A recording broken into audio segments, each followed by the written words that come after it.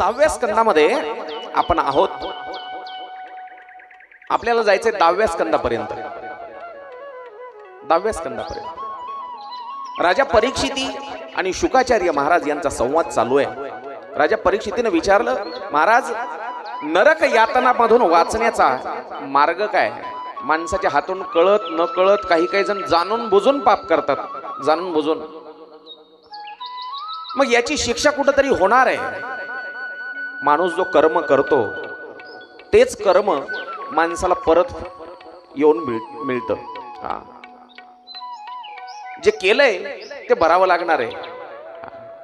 जैसे ज्याचे कर्म तैसे फळ देतो रे ईश्वर. केलेल्या कर्मासाठी नरकामध्ये यमदूत यातना देतात. किती यातना देतात त्याचं देखील वर्णन साधू संतांनी सांगितलं. मारिती, झोडीती, तोडीती, निष्ठुर यमाचे किंकर बहुसाल. 1-2 दिवस नाही, बहुसाल. मग या नरक यातनामधून सुटण्याचा, वाचण्याचा काय मार्ग आहे? कोणाच्या हातून जर चुका झाल्या असतील, होतात, त्यावेळेला शुकाचार्य महाराज काय सांगतात ऐका. तुमच्या हातून कितीही पाप जर झाला असेल, पण अजाणतेपणे जाणून बुजून केलेलं जर पाप असेल त्याची शिक्षा भोगावी लागणार आहे. म्हणून जाणून बुजून आपल्या हातातून पाप होऊच द्यायचं नाही, काळजी घ्यायची. पण कळत न कळत जर झालं तर त्याच्यासाठी भगवंताचं नामस्मरण हे त्या पापातून वाचण्याचा मार्ग आहे. नामस्मरणामुळं अनंत पापाचा नाश होतो, नाश होतो. माऊलींनी हरिपाठामध्ये सांगितलं, तृण अग्नी मिळे समरस झाले, तैसे नामे केले जपता हरी. तैसे नामे केले जपता हरी. तैसे नामे केले जपता हरी. तृण अग्नि मिळे समरस झाले, तैसे नामे केले जपता हरी. तैसे नामे केले जपता हरी. तैसे नामे केले जपता हरी. ताळी वाजवायची. तृण अग्नि मिळे समरस झाले. तृण अग्नि मिळे समरस झाले. तृण अग्नि मिळे समरस झाले.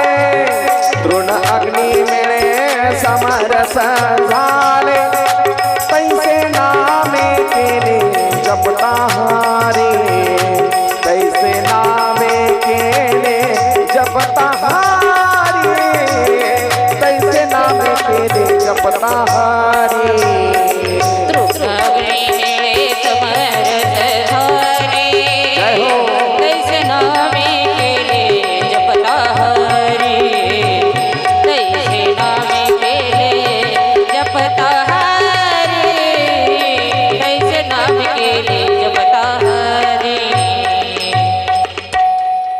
म्हणूनच माऊलींनी सांगितलं, हरिमुखे म्हणा, हरिमुखे म्हणा, पुण्याची गणना कोण करी. नामस्मरण करत. त्यावेळेला राजा परीक्षितीने विचारलं, महाराज तुम्ही म्हणता नाम घेत चला, नाम घेत चला, कोणाचा उद्धार झाला हो या नामस्मरणानं?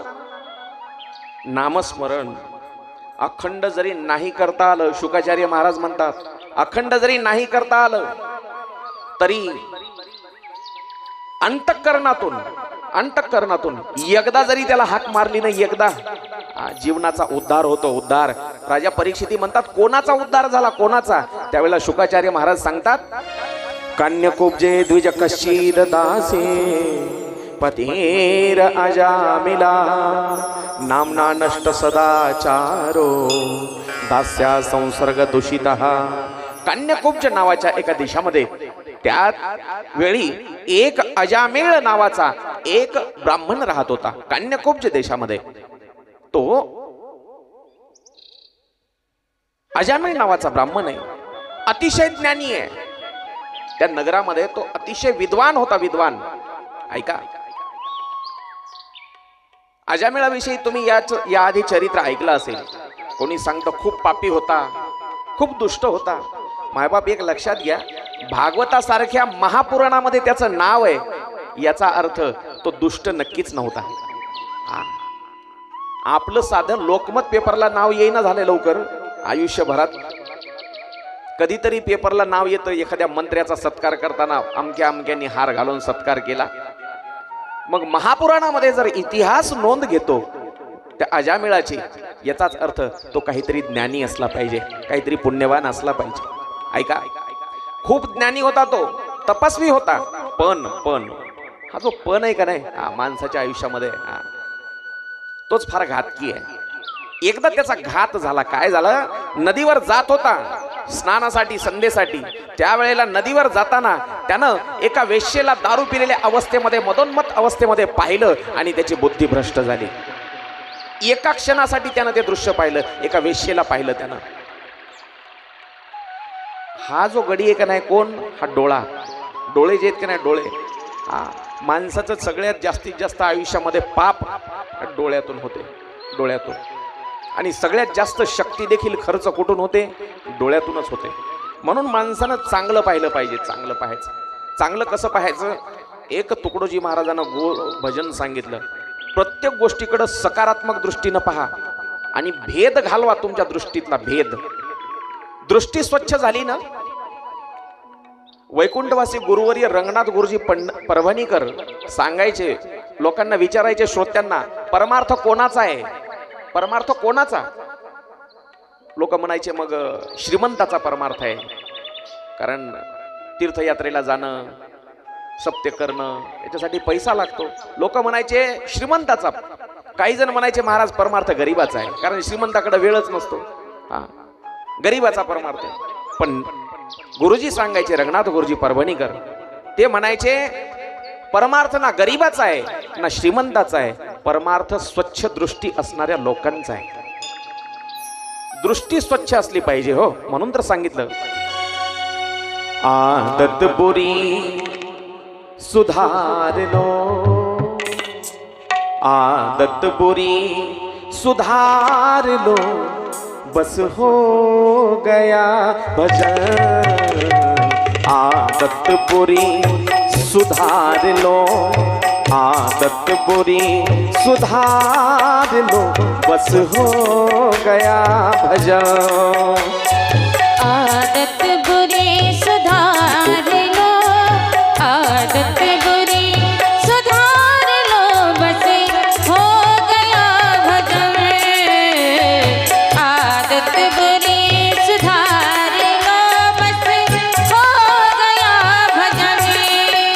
हे मन की तरंग मार लो, मन की तरंग मार लो, बस हो गया भजन. आदत बुरी सुधार लो, आदत बुरी सुधार लो, बस हो गया भजन. आदत बुरी सुधार लो, बस हो गया भजन. दृष्टि में तेरी दोष है तो दुनिया निहारता, दृष्टि में तेरी दोष है तो दुनिया निहारता. दृष्टी में तेरी दोष है. राष्ट्रसंत तुकडोजी महाराज सांगतात, तुमच्या पाहण्यामध्ये दोष आहे, डोळ्यामध्ये, दृष्टीमध्ये दोष आहे. मग काही जण म्हणतील, महाराज आमच्या दृष्टीमध्ये दोष आहे, आम्हाला का मोतीबिंदू झाला का? मोतीबिंदू झाला तर आम्ही दवाखान्यामध्ये जाऊ, ऑपरेशन करू. पण मायबाप एक लक्षात घ्या, मोतीबिंदू झाला, दृष्टीमध्ये दोष आला तर त्याचं ऑपरेशन दवाखान्यामध्ये डॉक्टर करू शकतो. पण पाहण्याची जी वाईट खोड आहे माणसाची, आदत बुरी, वाईट आदत म्हणलं त्याला, त्या दृष्टीच्या दोषाचा म्हणजे दृष्टिकोनाचा ऑपरेशन जगातला कोणताच डॉक्टर करू शकत नाही. म्हणून ये दृष्टि में तेरी दोष है तू दुनिया निहारता, दृष्टि में तेरी दोष है तो दुनिया निहारता. मग याच्यावर इलाज काय आहे? इलाज देखील राष्ट्रसंतांनी सांगितला, तुकडोजी महाराजांनी. समता का सगळ्यांना सारख्या नजरेनं पहा. स्त्री असो, पुरुष असो, लहान असो, मोठा असो, गरीब असो, श्रीमंत असो, तुमच्या नजरेतली द्वैत भावना, द्वैत भावना काढून टाका. अद्वैताचा प्रचार प्रसार देखील माऊली ज्ञानोबा रायांनी सांगितला. अद्वैत भेद काढून टाका. समता का अंजन आँख लो, समता का अंजन आँख लो, बस हो गया भजन.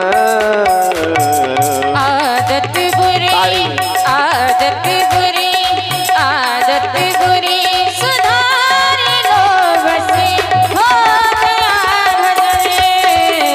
जय हो. आदत बुरी सुधार लो, बस हो गया भजन. आदत बुरी सुधार लो, बस हो गया भजन. आदत बुरी सुधार लो, बस हो गया भजन. बस दुसरी भक्ती देखील करायची गरज नाही. फक्त तुमची दृष्टी स्वच्छ ठेवा. सगळ्यांना पवित्र नजरेनं पहा. अद्वैत भावना मनामध्ये ठेवा. द्वैत काढून टाका. म्हणजे भेद दृष्टीचा नाश करा. त्या अजामेळ ब्राह्मणानं फक्त एका क्षणासाठी त्या वेश्येला वाईट अवस्थेमध्ये पाहिलं. एका क्षणासाठी त्याचं पुढचं आयुष्य उद्ध्वस्त झालं. आयुष्यातून उठला तो. मायबाप हो, एक लक्षात घ्या. रात्रंदिवस आपण पाहतोय. काय पाहतोय लक्षात आलंय का आपल्या? काय पाहतोय? रात्री सकाळी झोपेतून उठलो तेव्हापासून रात्री झोपेपर्यंत आपल्या हातामध्ये मोबाईल आहे, डोळ्यासमोर घरामध्ये टीव्ही चालू आहे. काय पाहतोय आपण? वाईट गोष्टी नाहीत. टीव्ही असो, मोबाईल असो, मी असं कधीच म्हणत नाही तुम्ही मोबाईल वापरू नका किंवा टीव्ही पाहू नका. पहा, अवश्य पहा. पण त्याच्यामध्ये काय पाहायचं मात्र हे सदसद विवेक बुद्धीनं ठरवा. टीव्ही पहा तुम्ही, त्याच्यावर रामायण आहे, महाभारत आहे, लहान मुलांसाठी अभ्यास आहे. मोबाईलचा उपयोग सुद्धा तसंच. आगपेटी माहित आहे, काडीपेटी, माचीस माहित आहे ना सगळ्याला? माचीस माहिती आहे? माचीसचा दोन उपयोग होतो. दोन. एक म्हणजे घरामध्ये गॅस चूल पेटवण्यासाठी देखील होतो, आणि त्याच माचीसचा काडेपेटीचा उपयोग कोणाचं घर जाळण्यासाठी सुद्धा होतो. मग आपण तिचा उपयोग चांगला करायचा का वाईट करायचा हे ज्याचं त्यानं ठरवायचं. तसा हा मोबाईलचा उपयोग आहे. फेसबुक घ्या, इंस्टाग्राम घ्या, रात्रंदिवस त्याच्यावर ते शब्द देखील इथं व्यासपीठावरून उच्चारायसारखे नाही आहेत. अश्लील त्याच्यामध्ये कंटेंट पाहायला मिळतो. एक रील वर सरकवली की दुसरी, दुसरी सरकवली की तिसरी. तासन तास आजची तरुण पिढी तर सोरा हो, काही काही म्हातारे सुद्धा. म्हातारे एका गावामध्ये गेलो होतो, अक्षरशः खरी गोष्ट आहे. मारुतीच्या मंदिरावर दर्शन घेतलं त्यांनी आणि वट्ट्यावर बसले मारुतीच्या, आणि तिथं त्याच्यावर लावणे ऐकायला ते लोक. खोटं नाही सांगणार व्यासपीठावर. मारुतीच्या वट्ट्यावर बसून चांगले 50च्या वयातले तरुण पोरांचं सोडा, पण म्हातारे माणसं सुद्धा त्या मोबाईलच्या एवढे आहारी गेलेत. सगळं वाईट आणि वाईट पाहायला मिळते त्या मोबाईलवर. सगळं वाईट आहे असं नाही म्हणायचं मला, त्याच्यात चांगलं सुद्धा आहे. मी सुद्धा वापरतो, फेसबुक वापरतो, इंस्टाग्राम वापरतो, पण त्याच्यावर काय पाहायचं हे ज्याचं त्यानं ठरवायचं. ऐका, त्यानं एका क्षणासाठी पाहिलं. एका क्षणासाठी आपण 3-3 तास चित्रपट पाहतो टीव्हीवर. मला एक सांगा, माय आपल्याला वाटतं आपल्या पोटी जन्मणारं बाळ हे सुसंस्कृत असावं, त्यानं आई वडिलाची सेवा करावी, विद्याभ्यास करावा, ज्ञानार्जन करावं, नोकरीला लागावं. पण एक लक्षात घ्या, आपल्याला प्रल्हाद चरित्र पाहायचंच आहे. पुढं विषय निघाला म्हणून आताच सांगतोय. त्या प्रल्हादानं आईच्या पोटात असतानाच नारदाकडून देवाचं चरित्र ऐकलं होतं बाबा. बरोबर आहे? प्रल्हाद चरित्र कोणाला लक्षात असेल तुमच्या प्रल्हादाची कथा? आईच्या पोटात असणारा नारदाकडून कथा ऐकली होती, देवाचं चरित्र ऐकलं होतं, म्हणून तो भक्त प्रल्हाद झाला. भक्त प्रल्हाद राक्षस कुळामध्ये देखील जन्म घेऊन त्यानं देवाची भक्ती केली. पण आपण जे रात्रंदिवस चित्रपट पाहतोय, कोणता? सैराटवाला. मग ते पुढं काय करणार आहे? ते सैराटच करणार. पोटात आई म्हणते आतून लात मारायले, पोटामध्ये लात मारायले. ते जन्माला आल्यावर तुझ्या कमरेत लाताच घालणार आहे. कारण तुझे रात्रंदिवस ते साऊथचे चित्रपट चालू आहेत, ते दनादन फायटिंग. जन्माला आल्यावर ते मूल तेच करणार आहे, लाताच मारणार आहे. म्हणून त्याला गर्भातच संस्कार द्या. ज्ञानेश्वरी वाचा, भागवत वाचा. ऐका, डोळ्यांनी पाहायचं सांगितलं मी, डोळ्यांनी पाहायचं. काय पाहिलं त्यानं? एक वाईट दृश्य पाहिलं, एका वाईट अवस्थेमध्ये एका वेश्येला पाहिलं आणि त्याची बुद्धी भ्रष्ट झाली. त्याच्या वासना शिरली, त्याच्या डोक्यामध्ये वासना, आणि त्यानं त्या वेश्येला घरी आणलं, स्वतःच्या घरी आणलं आणि बायकोला हाकलून दिलं.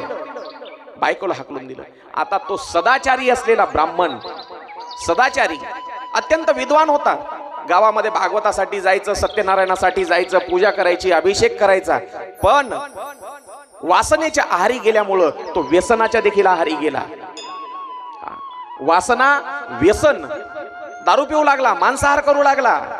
आणि मग गावामध्ये एकदा आचरण भ्रष्ट झालं, परमार्थामध्ये अवस्था लागते, संसारामध्ये व्यवस्था लागते, पण परमार्थामध्ये मात्र अवस्था लागते. एकदा अवस्था बिघडली, आचरण बिघडलं की मग त्याला कोणी विचारणं असं झालं, कोणी विचारायला तयार नाही त्याला. मग पैसे यायचे बंद झाले, मग त्यांनी चोरी करायचं ठरवलं. पण चोरी, जो माणूस आजपर्यंत चांगल्या मार्गाने चाललेला आहे त्याला चोरी करायची हिंमत होईल का? हो, चोरी करायची हिंमत होत नाही. मग त्यानं ती हिंमत आणायची ठरवली शरीरामध्ये. कुठून आणायची हिंमत? ही हिंमत आणण्यासाठी बी आपल्या लोकांनी एक मार्ग शोधून काढलेला आहे. दारू घेतली की आपोआपच हिंमत येते म्हणतात. पहा तुम्ही, रात्री जो माणूस असा तावातावानं बोलतो, सकाळी त्याच्या तोंडावरली माशी पण उठत नाही त्या पिणाऱ्याच्या, बरोबर आहे? सकाळी त्याला बोल म्हणलं तरी बोलत नाही आणि रात्री गप्पस म्हणलं तरी बी बसत नाही. एवढी हिंमत त्याच्यामध्ये कुठून येते? दारू पिऊन. मग त्यानं प्यायला सुरुवात केली. दारू पिणं, मांसाहार करणं, लोकांच्या घरी चोऱ्या करणं. चोऱ्या करत करत वाटमारी करू लागला, खिसे कापू लागला, लोकांचे गळे देखील कापू लागला. एवढा स्नान संध्या करणारा विद्वान असलेला ब्राह्मण पण व्यभिचारी बनला, चोर बनला. आता त्या वेश्येसोबत संसार करता करता त्याला एका पाठोपाठ 9 मुलं झाले. 9 मुलं झाले. आणि 9 मुलं झाल्याच्या नंतर बघा, ही सगळी भगवंताची लीला आहे. भगवंताची लीला. दैव योगानं त्या गावामध्ये एके दिवशी 4 साधू आले. साधू त्या अजामेळाच्या कोणतं गाव सांगितलं मी? कान्यकुब्ज नावाचं नगर. कान्यकुब्ज नगरामध्ये राहत होता तो. त्या कान्यकुब्ज नगरामध्ये, त्या गावामध्ये 4 साधू आले. आणि साधू आल्याच्या नंतर मारुती मंदिराजवळ आले आणि आल्याच्या नंतर विचारलं. 4 लोक बसलेलेच होते तिथं. प्रत्येक गावामध्ये 4-2 म्हातारे रिकामे लोक तिथं बसलेले असतात. त्यावेळेला त्यांनी त्या साधूंनी विचारलं, आम्हाला जेवण करायचंय, तुमच्या गावामध्ये एखादं चांगलं ब्राह्मणाचं घर आहे का? ते म्हणले, ब्राह्मणाचं घर तर आहे बाबा, चला आम्ही तुम्हाला दाखवतो. त्याच्यातला एक जरासा खोडसाळ होता. ते काय म्हणला, याला त्या अजामेळाच्याच घरी नेऊन सोडू म्हणला या साधूंना. अजामेळाच्या घरी त्या गावातल्या एका गृहस्थानं त्या 4 साधूला दारात अंगणात सोडलं आणि सांगितलं, साधू महाराज, आता मी जातो, तुमचं तुम्ही पाहून घ्या. त्याला माहित होतं, आपण जर अजामेळाच्या समोर गेलो तर ते आपली पण मान कापल्याशिवाय राहणार नाही. ते गावातला माणूस गेला निघून. पण ते 4 साधू, आणि त्यांनी आवाज दिला, आई, साधू महाराज दारात आलेत, त्यांना भोजन करायचंय. त्यावेळेला अजामेळ घरी नव्हता. अजामेळाची जी पत्नी, ती वेश्या होती, ती होती घरामध्ये. ती बाहेर आली आणि तिनं पाहिलं, आजपर्यंत आपल्या दारामध्ये, अंगणामध्ये कोणताच सद्गृहस्थ आला नाही, कोणता महाराज, साधू महात्मा आला नाही. पण आज योगायोगानं 4 महात्मे आपल्या अंगणामध्ये आलेत. 4. तिने हात जोडले, बाबा काय सेवा करू? त्यावेळेला त्या साधू पुरुषांनी सांगितलं, आई, आम्हाला भूक लागलेली आहे आणि आम्हाला जेवण करायचंय. आम्हाला काहीतरी शिधा द्या, कोरडं अन्न, ते आम्ही शिजवून खाऊ. बाजूला गाईचा गोठा होता. त्या माऊलींनी काय केलं, तांदूळ दिले, थोडेसे साखर दिली. खीर बनवण्यासाठी त्यांनी तिकडं चूल पेटवली गाईच्या गोठ्यामध्ये, आणि गाईच्या गोठ्यात चूल बनवली आणि खीर बनवली. खीर तयार झाली, खाल्ली साधूंनी. आणि जेवण केल्याच्या नंतर पुन्हा घरामध्ये आवाज दिला, आई, निघालो आम्ही. ठीक आहे बाबा, या म्हणले. आता गर्भवती होती ती, 10व्यांदा. 9 मुलं झाले होते तिला, आता 10व्यांदा गर्भवती आहे. ते म्हणले, आई, असं नाही, आमचं जेवण झालंय आता, पण असं शास्त्र सांगतं, जेवण झाल्याच्या नंतर दक्षिणा दिली पाहिजे महाराजाला. दक्षिणा दिली पाहिजे, काहीतरी दक्षिणा द्या. ते म्हणले, बाबा, माझ्याकडे पैसे नाहीत, माफ करा, माझ्याजवळ जे काही होतं समजा तुम्हाला ते गहू तांदूळ जे काही आहे खिरीसाठी प्रसाद बनवण्यासाठी दिलं तुम्हाला, पण आता माझ्याकडे पैसे नाहीत. आई, जेवू घालणं म्हणजे एक यज्ञ पूर्ण करणं आहे. उदर भरण नोहे जाणीजे यज्ञ कर्म. एक एक घास पोटात टाकणं म्हणजे आहुती टाकल्यासारखं आहे. आणि यज्ञ केल्याच्या नंतर यज्ञ पूर्ण तेव्हाच होतो जेव्हा दक्षिणा दिली जाते. कारण दक्षिणा ही यज्ञ देवतेची पत्नी आहे, यज्ञाची पत्नी आहे दक्षिणा, म्हणून दक्षिणा दिली पाहिजे. महाराजाला दक्षिणा द्या. त्यावेळेला ती म्हणते बाबा माझ्याकडे पैसेच नाही. पण ते साधू देखील जराशी हट्टीच होते काय की. ते म्हणले बाबा दक्षिणा घेतल्याशिवाय आई जाणार नाही आम्ही.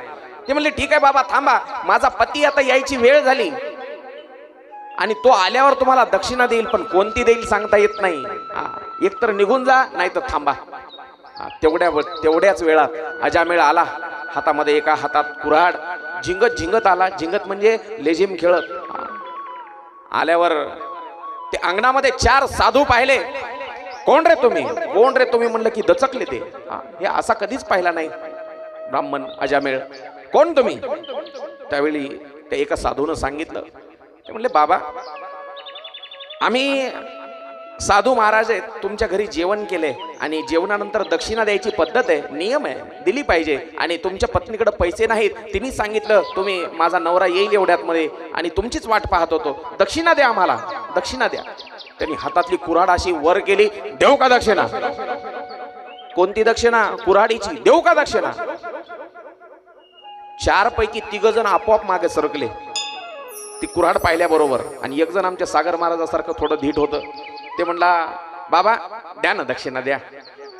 कुऱ्हाडीच्या एका घावामध्ये मुंडकं धडा वेगळं करील, नाही मिळणार दक्षिणा. मला धन नको. काय म्हणला तो महात्मा? ऐका, मला धन नको, तुझा पैसा नको, मग काय पाहिजे? तुझी पत्नी गरोदर आहे, 9व्यांदा, 9 मुलं झालेत तुला. हो, आता एक काम कर, मला दक्षिणेमध्ये हेच पाहिजे, तुला जो आता याच्यानंतर मुलगा होईल त्या मुलाचं नाव माझ्या देवाचं नाव ठेव, नारायण. तुला काय मिळणार रे? काय त्याची भाषा बघा. साधूला बोलायचंय, पण साधूला कसं बोलायचं ते देखील त्याला आता विसरला तो. किती भ्रष्ट होतो माणूस. तुला काय मिळेल? मला माझा फायदा एवढाच, माझ्या पोराचं नाव नारायण ठेवल्यावर तुला काय फायदा, असं विचारायचं होतं त्याला.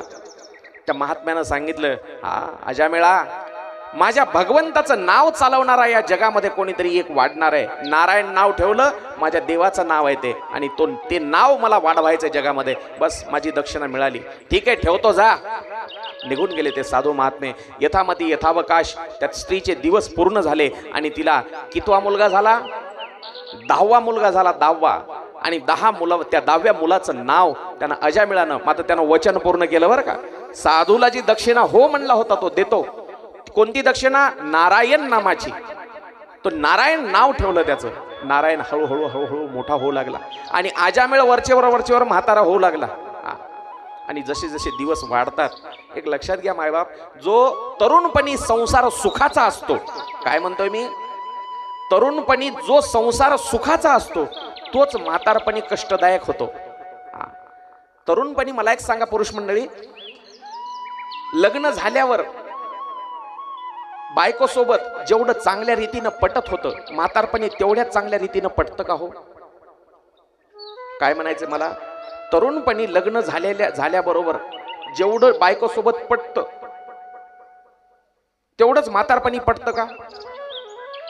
तरुणपणी 50 ग्राम जर पेढा आणला तर 25 ग्राम हे खाते आणि 25 ग्राम बायकोला देते, बरोबर? आणि तेच जसं जसं वय वाढल तसं तसं गहू कापताना एकच पात धरून कापतील. एकच पात, काय म्हणायचं तुमच्याकडं? एकच पात. एकच पात कापतात, ते तिकडून हे इकडून, पण एकमेकाकडे पाहत सुद्धा नाही दिवसभर. पाहतात का? आणि पाहिलं तरी कसे पाहतात? असे डोळे मोठे करून पाहतात, लाल बुंद डोळे करून. माझ्यासारखा एखादं मध्ये गेलं त्या दोघांच्या प्रथमेश तर जळून राख व्हायची त्याची, एवढे लाल डोळे करून बघतात. म्हणून नवरा बायकोचा तरुणपणी पटेल बाबा, पण म्हातारपणी पटत नाही. अजामेळाचं देखील तेच झालं. बायको सोबत खटकू लागलं, मग त्याला चहा पाहिजे, जेवायला पाहिजे, आंघोळीला पाणी पाहिजे. त्यानं काय करायचं? त्या नारायणाला मध्ये घालायचं. नारायणा, तुझ्या आईला सांग रे, बाबाची चहाची वेळ झाली.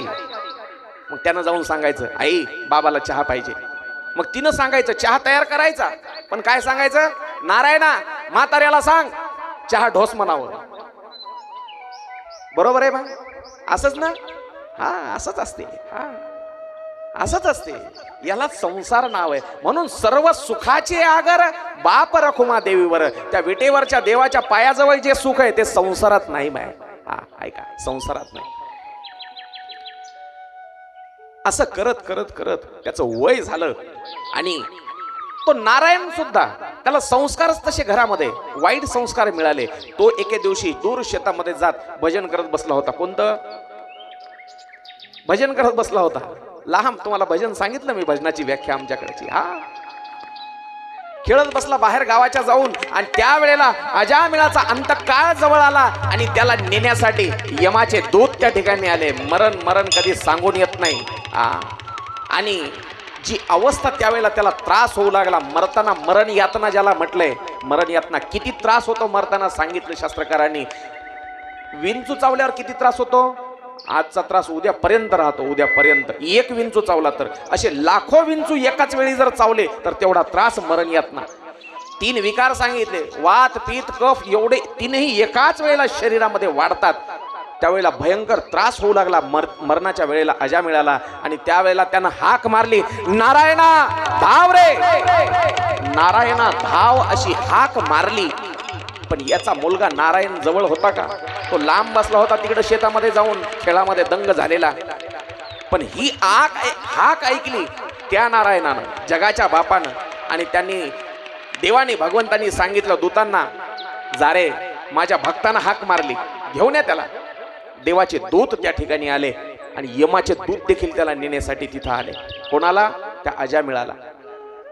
दोघांचं भांडण झुकलं ना, प्राण घेतला हातामध्ये त्याचा यमाच्या दूतांनी. पण देवाचे दूत म्हणले, याला आम्ही नेणार. कशामुळे आम्ही नेणार? अरे यानं आयुष्यभर पाप केलं, कधी सप्त्यामध्ये पंगत घातली नाही, दुसऱ्याची कधी सोडली नाही, हा कधी सप्त्याला पट्टी दिली नाही, आणि तुम्ही कसं काय नेणार? एकही पुण्याचं काम केलं नाही, याची स्वर्गात जायची लायकीच नाही, तरी याला तुम्ही देवाकडे नेणार नाही? हा यमाचं गिराईक आहे, याला आम्ही नेणार. पण त्या देवाच्या दूतांनी यमाच्या दूताला सांगितलं, यांनी शेवटच्या क्षणाला का होईना पण आमच्या मालकाचं नारायणाचं नाव घेतलंय, याला आम्ही नेणार. पण दोघांचं भांडण तिथं काही सुटना. जाऊ म्हणले आपण यमधर्माकडं. यमदरबारात गेल्यावर यमानं विचारलं, काय झालं देवाच्या दूतांनो, कसं काय आले तुम्ही इकडं? म्हणले, हा जो अजामिळ आहे, या अजामिळाला आम्ही घेऊन जाणार. यमानं विचारलं, अरे यानं आयुष्यभर पाप केलेत, याला राहू द्या इथंच नरकामध्ये, याला आम्ही सजा देतो. पण देवाच्या दूतांनी सांगितलं, आमच्या मालकाची आज्ञा आहे, त्याला आमच्याकडे घेऊन या म्हणून, देवाकडं स्वर्गामध्ये. कशामुळं? यानं एकदा का होईना आयुष्यामध्ये, शेवटच्या क्षणी का होईना, पण नारायण हे आमच्या मालकाचं नाव घेतलंय म्हणून याला आम्ही नेणार. मग यमानं सांगितलं, यमानं त्याच्या दूताला, यमधर्म सांगे दूता, तुम्हा नाही तेथे सत्ता, जेथ होय हरिकथा सदा घोष नामाचा. नका जाऊ तया गावा, नामधारकाच्या शिवा, नका जाऊ तया गावा, नामधारकाच्या शिवा. नका जाऊ तया गावा, नामधारकाच्या शिवा, नका जाऊ तया गावा, नामधारकाच्या शिवा. हे सुदर्शन यावा, धिरटी फिरे भोवती, धिरटी फिरे भोवती. नका जाऊ तया गावा, नामधारकाच्या शिवा, नका जाऊ तया गावा, नामधारकाच्या शिवा. नका जाऊ तया गावा, नामधारकाच्या शिवा, नका जाऊ तया गावा, नामधारकाच्या शिवा. यमानं सांगितलं, दूतांना आज्ञा दिली, ऐका दूतांनो, याच्या नंतर आज चूक झाली हरकत नाही, पण याच्या नंतर चूक होता कामा नये. कोणती चूक? जो कोणी भगवंताचं नामस्मरण करतो. महाराज, नामस्मरण यानं कधीच केलं नाही, एकदाच नाव घेतलं आणि तेही तुमचं नाही घेतलं, ते त्याच्या पोराचं म्हणून घेतलं, देवाचं म्हणून नाही घेतलं. तरी देखील काय सांगितलं? भगवंताचं नाम कोण कसंही घेऊ द्या, थट्टेनं घेऊ द्या, चेष्टा करताना घेऊ द्या, शिव्या देताना घेऊ द्या, उठताना घेऊ द्या, बसताना घेऊ द्या. काय वर्णन आलं सांगतो ऐका. सांकेत्यम परिहास्यम वा स्तोभम हेलनमेवा वैकुठानम ग्रहणम शेषाघरम विदुः. थट्टेनं अवहेलनेनं चेष्टा करण्यासाठी मस्करी म्हणून जरी देवाचं नाव घेतलं त्याचे सगळे पाप नष्ट होतात. तिथं यमाचं काम नाही, तो वैकुंठाला प्राप्त होतो, वैकुंठाला. म्हणून अशा पद्धतीनं एकदा का होईना त्यानं देवाचं नाव घेतलं नारायण, म्हणून अजामेळ वैकुंठाला गेला. नाम तुझे रे, नाम तुझे रे, नाम तुझे रे नारायण. नाम तुझे रे, नाम तुझे रे, नाम तुझे रे नारायण. कोणी पाषाणाला पान, कोणी पाषाणाला पान, पाषाणाला पान. नाम तुझे रे, नाम तुझे रे, नाम तुझे रे नारायण. नाम तुझे रे, नाम तुझे रे, नाम तुझे रे नारायण. नाम तुझे रे, नाम तुझे रे, नाम तुझे रे नारायणा. टाळी वाजवायची माय सगळ्यांनी. नाम तुझे रे, नाम तुझे रे, नाम तुझे रे नारायणा. अजामेळा परासी, अजामेळा परासी. तो हिला देवा वैकुंठासी, तो हिला देवा वैकुंठासी, तो हिला वैकुंठासी. नाम तुझे रे, नाम तुझे रे, नाम तुझे रे नारायण. नाम तुझे रे, नाम तुझे रे, नाम तुझे रे नारायण. नाम तुझे रे, नाम तुझे रे, नाम तुझे रे नारायणा. नाम तुझे रे, नाम तुझे रे, नाम तुझे रे नारायणा. अजामेळा पाप राशी, तोही नेला वैकुंठासी. असे एक नाही अनेक उदाहरणं आपल्याला सांगता येतील. भगवंताच्या नामस्मरणानं कोणाचा कोणाचा उल्लेख झाला ऐका. घेता नाम, घेता नाम विठोबाचे, पर्वत जळती पापाचे, पर्वत जळती पापाचे. केतना केतना विठोबाची, केतना केतना विठोबाची. पर्वत जळती पापाची, पर्वत जळती पापाची, पर्वत जळती पापाची. वनकोळी महाहत्यारी, वनकोळी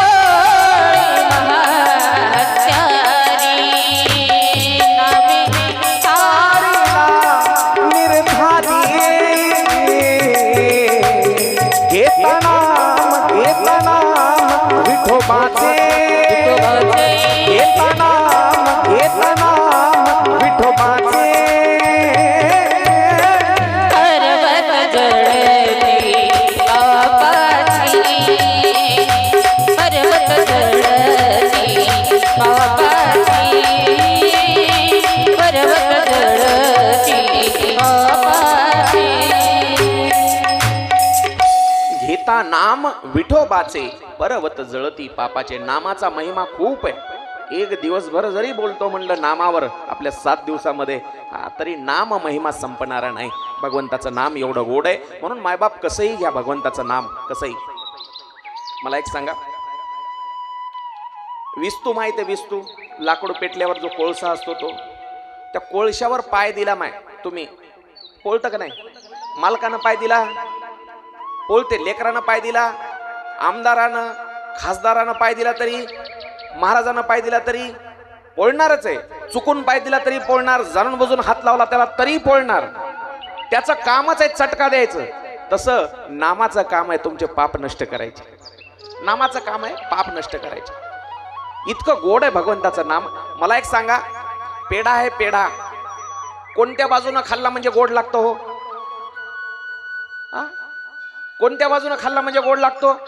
साखर सर्वांगी गोड. साधू संतांनी सांगितलं साखर सगळ्या बाजूनं गोड आहे, तसा पेढा देखील सगळ्याच बाजूनं गोड आहे. तसं नाम देखील तुम्ही कसंही घ्या, उठताना घ्या, बसताना घ्या, चेष्टेनं घ्या, शिव्या देताना घ्या, कसंही घ्या, भगवंताचं नाम गोड आहे. हा जनाबाईनं सांगितलं, दळीता कांडिता तुझं गाईन रे अनंता. दळताना घ्या, कांडताना घ्या, स्वयंपाक करताना घ्या. एक माय लक्षात घ्या, भगवंताचं नामस्मरण करत करत जर तुम्ही स्वयंपाक केला आणि ते जर तुमच्या मुलाबाळांनी खाल्ला, जेवढा काल्याच्या प्रसादाला महत्व आहे ते साधं जेवण राहत नाही, तो प्रसाद बनतो, प्रसाद बनतो.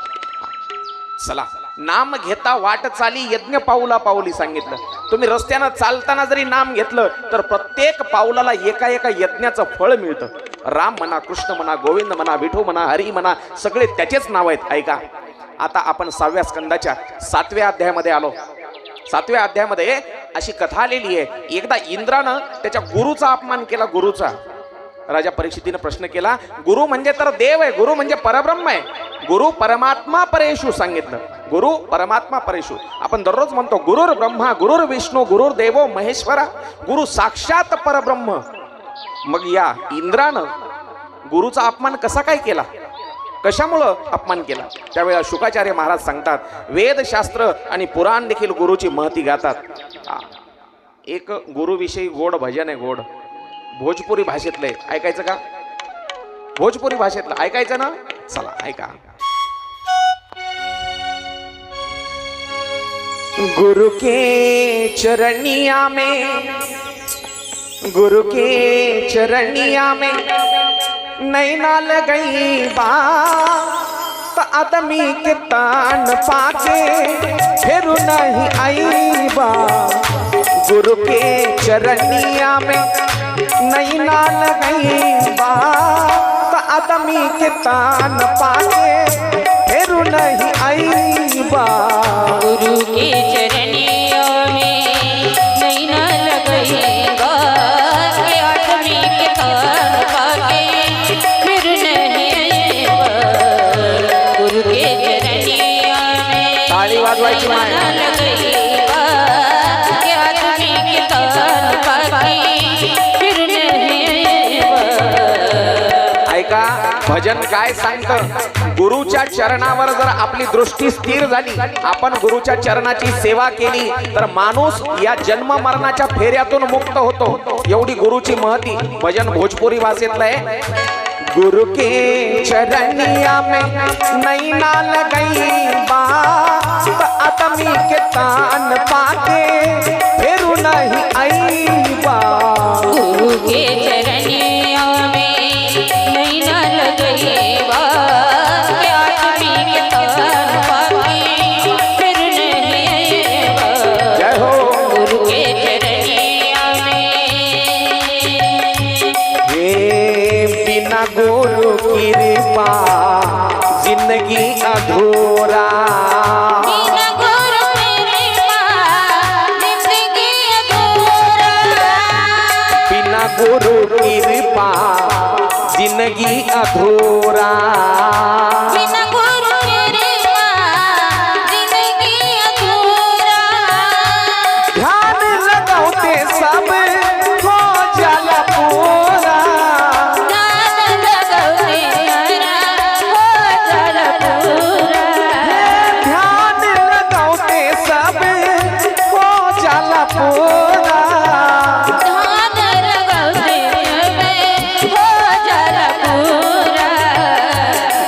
पुण्य करना दान पुण्य करना बड़ा पछतैबा आदमी के दान पाके फिर नहीं आएगा गुरु के चरनिया में नैना न लगेगा आदमी के दान पाके फिर नहीं आएगा गुरु के चरनिया में नैना न लगेगा आदमी के दान पाके फिर नहीं आएगा।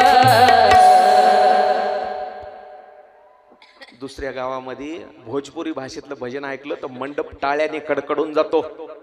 मला वाटलं इथले श्रोते कानाच्या मशीन आणावं लागतात काय की पुढच्या वेळेला येताना. ऐका, गुरु के चरण यामे वेगवेगळ्या भाषेतले जिकडे गेलो तिकडचं मी शिकतो काय नाही ते काय. हा, शिकावंच लागतं. विदर्भात गेलो की विदर्भाची भाषा थोडी थोडी बोलायला शिकतो. हा, तिकडची भाषा थोडी थोडी बोलतो. इकडं आलं की तुमच्यासाठी पण एक भजन घेऊन आलो होतो येताना. एक कन्नड भजन आहे. कन्नड कोणाला कोणाला बोलता येते एकदा हात वर करा बरं महिला मंडळी. आमची मराठी कळतं का नाही तुम्हाला? हा, इकडं बी कन्नडवाले आहेत की पुरुष मंडळी? पाटील तुम्ही बी का? बर. हा, हे बघा, भक्तीसाठी भाषेची अट नाही. देवाची भक्ती कोणीही करू शकतं आणि कोणत्याही भाषेत करू शकतं. देवाच्या भक्तीला भाषेची अट नाही. देवाच्या भाषेला भाषेची अट नाही. म्हणून एक कर्नाटकामध्ये माऊलीच्या नंतर म्हणजे 1350च्या आसपास, इसवी सन 1350चा त्यांचा काळ असेल, एक संत होऊन गेले आणि पांडुरंगाचे निस्सीम भक्त होते. पुरंदरदास. पुरंदरदास नाव ऐकले पुरंदरदासांचं? आपल्याकडे महाराष्ट्रामध्ये जसे माऊली ज्ञानोबाराय झाले, संत तुकाराम झाले, एकनाथ महाराज झाले पैठणचे, असेच एक पुरंदरदास म्हणून संत होऊन गेले. पण पांडुरंगाचे निस्सीम भक्त होते. त्यांचा एक अभंग ऐकवतो कन्नड मध्ये. थोडंफार चुकलं तर माफ करा बर का. हा,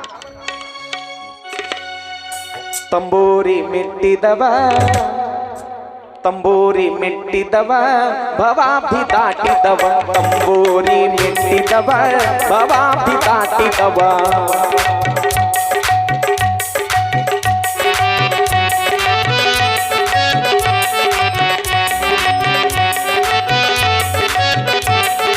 ತಂಬೂರಿ ಮೆಟ್ಟಿದವ ಭವಾಬ್ಧಿ ದಾಟಿದವ ತಂಬೂರಿ ಮೆಟ್ಟಿದವ ಭವಾಬ್ಧಿ ದಾಟಿದವ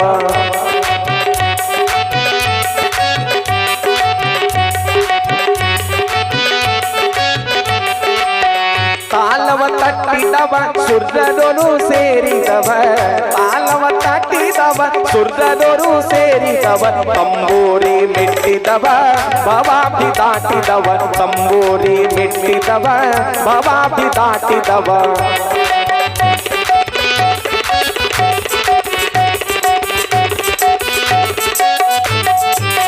ಗೆ ಜಯ ಕಟ್ಟಿದವ ಗೆ ಜಯ ಕಟ್ಟಿದವ ಕಲರಿದಯ ಮೆಟ್ಟಿದವ ಗೆ ಜಯ ಕಟ್ಟಿದವ ಕಲರಿದಯ ಮೆಟ್ಟಿದವ ಗೆ ಜಯ ಕಟ್ಟಿದವ ಕಲರಿದಯ ಮೆಟ್ಟಿದವ ತಂಬೂರಿ ಮೆಟ್ಟಿದವ ಭವಾಬ್ಧಿ ದಾಟಿದವ ತಂಬೂರಿ ಮೆಟ್ಟಿದವ ಭವಾಬ್ಧಿ ದಾಟಿದವ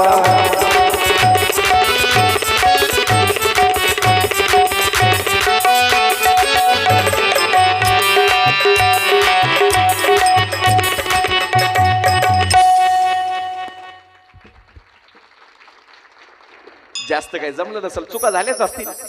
झालेच का? नाही झाल्या? वा. पुरंदरदास नावाचे एक थोर संत कवी होऊन गेले.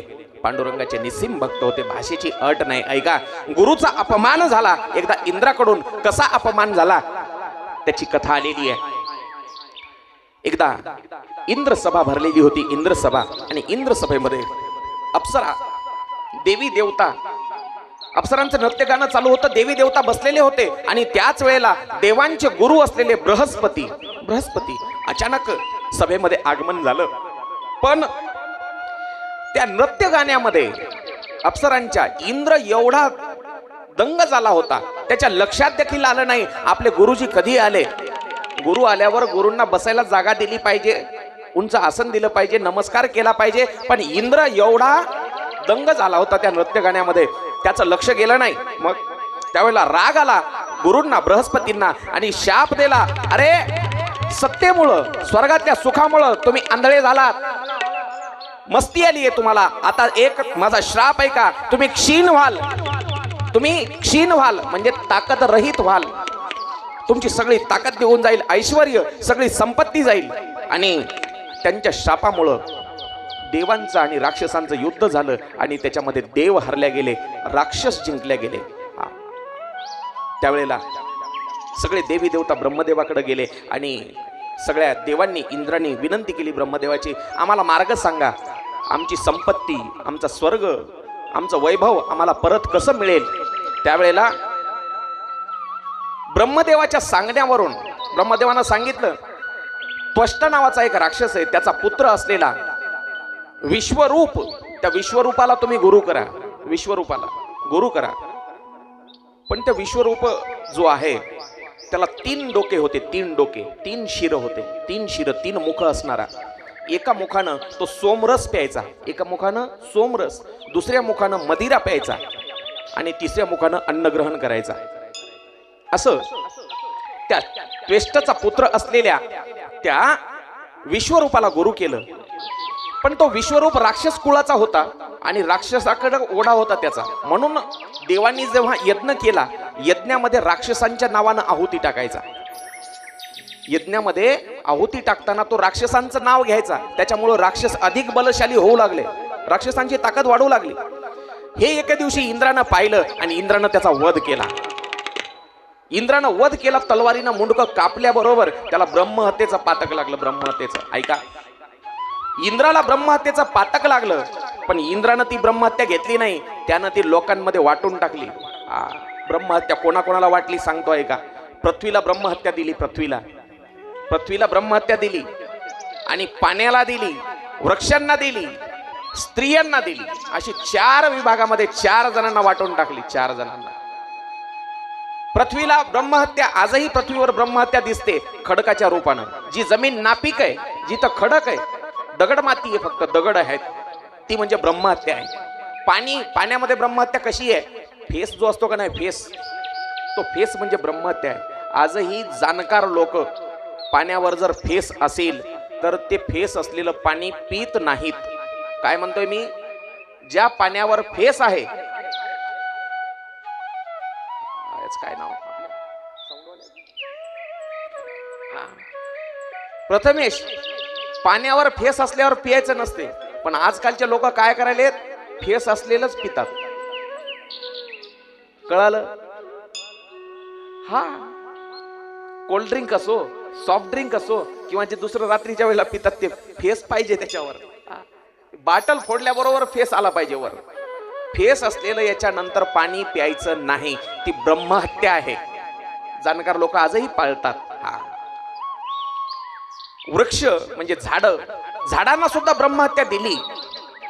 कोणत्या रूपानं, डिंकाच्या रूपानं, बरोबर, डिंकाच्या रूपानं. जो डिंक येतो, पण बाबा त्या डिंकाची आवड इकडं, डिंकाचे लाडू हिवाळ्यामध्ये, ती ब्रह्महत्या आहे. ब्रह्महत्या आहे डिंक म्हणजे, खायचे नाही. ऐका, निसर्गानं खूप काही दिलंय खायला, एवढं जरी थोडस जरी शास्त्र पाळलं ना, डिंक. आणि स्त्रिया जो आहेत, स्त्री, तर स्त्रियांना मासिक धर्माच्या रूपामध्ये ती ब्रह्महत्या दिली. पण हे 4घेही जण इंद्राकडे गेले आणि आमची काय चूक, विचारलं इंद्राला, आमची काय चूक, आम्ही कशामुळे ही ब्रह्महत्या घ्याव, कशामुळे आम्हाला ब्रह्महत्या दिली. स्त्रिया गेल्या, झाडांनी विचारलं, जमिनीनं विचारलं, पृथ्वीनं आणि पाण्यानं सुद्धा विचारलं. त्यावेळेला इंद्र म्हणला, तुम्हाला मी ब्रह्महत्या देतो, पण याच्या बदल्यामध्ये तुम्हाला वरदान देतो. वरदान काय? पृथ्वीला सांगितलं, तू धनधान्य देशील, सगळ्या जीवसृष्टीची भूक भागवण्याची ताकद तुझ्यामध्ये येईल. तुझे जे खड्डे पडलेले ते आपोआप भरून निघतील, आपोआप. आज जर जमिनीवर 5 फूट खड्डा करून ठेवला आपण कुठं, काही वर्षांनी तो आपोआप धुलीकण येऊन त्याच्यामध्ये बसतात आणि आपोआप भरून निघते.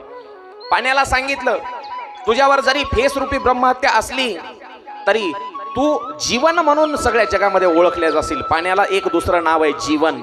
सगळ्या जगाची तहान भागवण्याची ताकद तुझ्यामध्ये. ऐका, झाडांना सांगितलं, सावली हा गुणधर्म, तुझ्याशिवाय पर्याय नाही. प्राणवायू जो मिळतो तो झाडापासून. आणि स्त्रियांना सांगितलं तुम्ही कधीही थकणार नाही. कामोत्पत्ती हा एक आशीर्वाद इंद्रानं स्त्रियांना दिलेला आहे. कामोत्पत्ती आणि कधी थकणार नाहीत. एक लक्षात घ्या पुरुष मंडळी, आज जर शेतामध्ये दिवसभर काम केलं, आपण 4 दिवस म्हणतो अंग दुखायले, बरोबर का नाही? पण बायकांचं तसं नाही. आज कितीही काम करू द्या, रात्रीला झोपलं, सकाळी उठले, आपल्या अगोदर उठतात 5 वाजता 6 वाजता, तरतरीत असतात. आपण थकतो, पण महिला मंडळींचं एक वैशिष्ट्य, कधीच थकणार नाहीत. इंद्राचा आशीर्वाद आहे. आता त्या त्वष्टा जो होता, त्या विश्वरूपाचा बाप ज्याला मारलं इंद्रानं आणि ब्रह्महत्येचं पातक लागलं, त्या विश्वरूपाचा बाप असणारा त्वष्टा होता. त्या त्वष्टानं काय केलं? राग आला त्याला, इंद्रानं मारलं का माझ्या पोराला? आता मी असा दुसरा एक पुत्र जन्माला घालणार, दुसरा एक पुत्र मी वरदानानं मागून घेणार, जो इंद्राला मारणारा पुत्र जन्माला घालण्यासाठी त्यानं एक यज्ञ केला. पण यज्ञामध्ये मंत्र म्हणताना त्याची चूक अशी झाली, त्याला मागायचं होतं इंद्राला मारणारा पुत्र, पण इंद्राकडून मरणारा पुत्र अशी मंत्रामध्ये चूक झाली.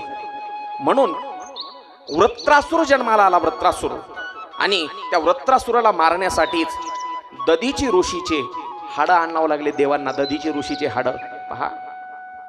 दधीची नावाचे एक 22 वर्षाचे ऋषी होते. 22 वर्षाचे अत्यंत तरुण पण अत्यंत तेजस्वी आणि तपस्वी होते. देव गेले त्यांच्याकडे, इंद्र गेला. किती कपटी आहे तर देव सुद्धा पाहणं. इंद्र किती कपटी आहे. जेव्हा यांना समुद्र मंथनात आपण पाहणारच आहेत पुढं. आता त्या राक्षसांना मारायचे, त्या वृत्रासुराला मारण्यासाठी शस्त्र बनवायचं होतं. एक प्रकारचं शस्त्र. कशाचं बनवायचं होतं? हाडाचं. कोणाच्या? दधीची ऋषीच्या. त्या दधीची ऋषीकडे गेले आणि हात जोडले इंद्रानं, महाराज आम्हाला शस्त्र बनवायचे, वज्र बनवायचे. म्हणले बनवा ना. कशाचं बनवायचंय? म्हणले तुमच्या हाडाचं बनवायचंय. एका क्षणाचा विचारही न करता त्यांनी देहत्याग केला आणि हाडं काढून दिले. हाडं आपण देईल का हो? आपण देईल का महिला मंडळी? जगाच्या कल्याणा संताच्या विभूती, देह कष्टविती म्हणले महाराज, पण मी म्हणतो देह संपविती परोपकारे. संपवला त्यांनी देह, हाड काढून दिले आणि त्या हाडापासून वज्र बनवलं इंद्रानं आणि त्या वज्राच्या साह्यानं त्या वृत्रासुराला मारलं. वृत्रासुराला, ऐका गोड कथा आहे. त्या वृत्रासुराला मारलं तेव्हा परीक्षितीनं प्रश्न विचारला, महाराज हे वृत्रासुर कोण होता? त्याला दधीच्या ऋषीच्या हाडाचीच गरज का पडली मरण्यासाठी? शुकाचार्य म्हणतात त्याची पूर्वजन्मीची कथा फार गोड आहे. एवढी जरी कथा नाही समजली तरी पुढची कथा गोड आहे, त्याच्यामुळे मी हा वृत्रासुर सांगितला. पूर्वजन्मी शुकाचार्य महाराज परीक्षितीला सांगतात, हा वृत्रासुर जो आहे पूर्वजन्मी याचं नाव चित्रकेतू होतं आणि तो एक राजा होता, महान राजा होता. पण ऐका, त्याची पत्नी जी आहे कृतधुती, तिचं नाव आहे कृतधुती. त्या कृतधुती आणि दुसऱ्या अनेक राण्या त्या राजाला होत्या. कोणाला? चित्रकेतूला. एक मुख्य पत्नी कृतधुती आणि दुसऱ्या अनेक राण्या होत्या. पण एवढ्या राण्या असून देखील, अनेक पत्न्या असून देखील त्याला संतती मात्र नव्हती, त्याला मुलबाळ नव्हतं. ऐका, त्यानं अंगिरा नावाचे ऋषी, त्या अंगिरा ऋषीची साधना केली आणि साधना केल्याच्या नंतर त्या अंगिरा ऋषी जवळ चिंता व्यक्त केली, महाराज काय करू मी, मला मुलगा पाहिजे. चिंताक्रांत असलेल्या त्या चित्रकेतूला त्या अंगिरा ऋषीनं खूप समजावून सांगितलं, उपदेश केला त्याला, बाबा रे मुलं असून देखील उपयोग नाही, संततीचा मोह सोडून दे. पण माणसाची एक सवय आहे. काय सवय? वाईट सवय आहे माणसाची. मी काय म्हणतो, आपल्या नशिबामध्ये ज्या गोष्टी नाहीत काय, माणसाची धडपड त्याच गोष्टीसाठी असते. अरे जे देवानं दिलंय त्यात समाधानी मानून जगा ना. जेवढं देवानं द्यायचंय ना तेवढं दिलंय तुम्हाला. पण नशिबात नसलेल्या गोष्टीसाठी मरमर नाही करायची कधी. या गोष्टीतून, या कथेतून आपल्याला तेच शिकायचंय. ऐका, ज्या गोष्टी नशिबात नाहीत त्या गोष्टीसाठी कधी रडायचं नाही आणि नशिबापुढं कधीच हट्ट करायचा नाही. एक लक्षात घ्या, कलियुगामध्ये मुलं असून देखील आज अशी परिस्थिती आहे, आई बापाला घराच्या बाहेर काढल्या मुलांनी, लहानाचं मोठं केलंय त्यांना. वाढवलं, शिकवलं, नोकरी धंद्याला लावलं, पण आज ते 4-4 मुलं असून देखील आई बापाला एकट्यानं राहायची वेळ आलेली आहे, वृद्धाश्रमामध्ये राहायची वेळ आलेली आहे. हा, एक मायबापावर लक्षात घ्या. आज वृद्धाश्रमामध्ये जा एखाद्या तुम्ही, आपल्या खेड्या ग्रामीण भागामध्ये नाहीत वृद्धाश्रम जास्त, पण शहरी भागामध्ये पुण्या मुंबईला लागून फार झाले, खूप खूप. त्या वृद्धाश्रमामध्ये तुम्ही जाऊन पहा. जास्तीत जास्त वृद्धाश्रमामध्ये, जास्तीत जास्त नाही 100% आजही मी जेवढे पाहिलेत तेवढ्यातले सांगतो, जास्तीत जास्त म्हातारे लोक आपल्या हिंदू धर्मीयच आहेत, दुसऱ्या धर्माचे लोक नाहीत अजून. म्हणजे आपल्या धर्माची काय अवस्था होत चालली याचा विचार करा. आपण आपल्या मुलाबाळाला स्वतःच्या पोटाला दोरी बांधून, स्वतःच्या पोटाला चिमटा घेऊन उपाशी राहून मुलाबाळाला जगवतोय, लहानाचं मोठं करतोय, एवढा खर्च करतोय त्यांच्या शिक्षणावर, नोकरीसाठी, पण तेच पोरं उद्या आईबापाच्या कमरेत लाथा घालतायत. म्हणजे आज एक लक्षात घ्या, मुलाबाळासाठी पैसा कमवून ठेवायची गरज नाही. मान, धन, अन्न हे तो प्रारब्धा अधीन आहे, हे कशाच्या अधीन आहे? प्रारब्धाच्या अधीन आहे. मुलांसाठी पैसे कमवून ठेवायची गरज नाही आजच्या काळामध्ये. खरी गरज आहे संस्कारांची, संस्काराची. तुमच्या नशिबात पैसा आहे ते पैसा मिळणारच आहे. अन्न जे खायचंय, पंचपक्वान्न जर नशिबात असतील तर ते भेटणारच आहेत. पण संस्कार कमवून ठेवायची गरज आजच्या काळामध्ये. मुलांसाठी जर द्यायचं असेल तुम्हाला काही, तर ते संस्कार द्या, संस्कार. त्यांच्यासाठी धन कमवून उपयोग नाही मायबाप, लक्षात घ्या.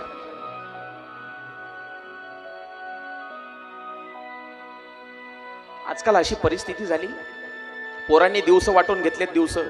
मी देखील चित्रपट पाहतो बरं का, मी टीव्ही पाहतो. मी असं खोटं नाही सांगणार तुमच्या पुढं, मी टीव्ही पाहत नाही आणि तुम्ही सुद्धा पाहू नका. मी चित्रपट पाहतो. एक चित्रपट सगळ्यांनी अवश्य पहा, अवश्य पहा. बागबान नावाचा एक हिंदी चित्रपट आहे, बागबान. त्याच्यामध्ये अमिताभ बच्चनचा मेन रोल आहे. आज संध्याकाळी घरी गेल्यावर प्रत्येकानं पहा. कलियुगातल्या मायबापाची काय अवस्था आहे, मुलं बाळ कोणत्या स्थितीमध्ये आहेत, प्रत्येकानं पाहण्यासारखा चित्रपट आहे. पहा एकदा, बोध घ्या त्याच्यातून. चला, म्हणून मायबापाला विसरू नका एवढंच सांगणार मी. आज सर्वात वाईट परिस्थिती आहे फक्त घरातल्या म्हाताऱ्या माणसाची आहे. फक्त त्यांना सकाळ संध्याकाळ विचारा, बाबा जेवले का तुम्ही, आई जेवलीस का तू. काय सुख मिळतं हो त्यांना. तुमच्याकडून पैसा नाही पाहिजे त्यांना. म्हणून सांगतो, विसरू नको रे आई बापाला, झिजविले त्यांनी काया झिजवून तुझ्या शिरावर धरली सुखाची छाया रे वेड्या. मिळणार नाही पुन्हा आई बापाची माया, मिळणार नाही पुन्हा आई बापाची माया. मिळणार नाही पुन्हा आई बापाची माया, मिळणार नाही पुन्हा आई बापाची माया. विसरू नको रे आई बापाला,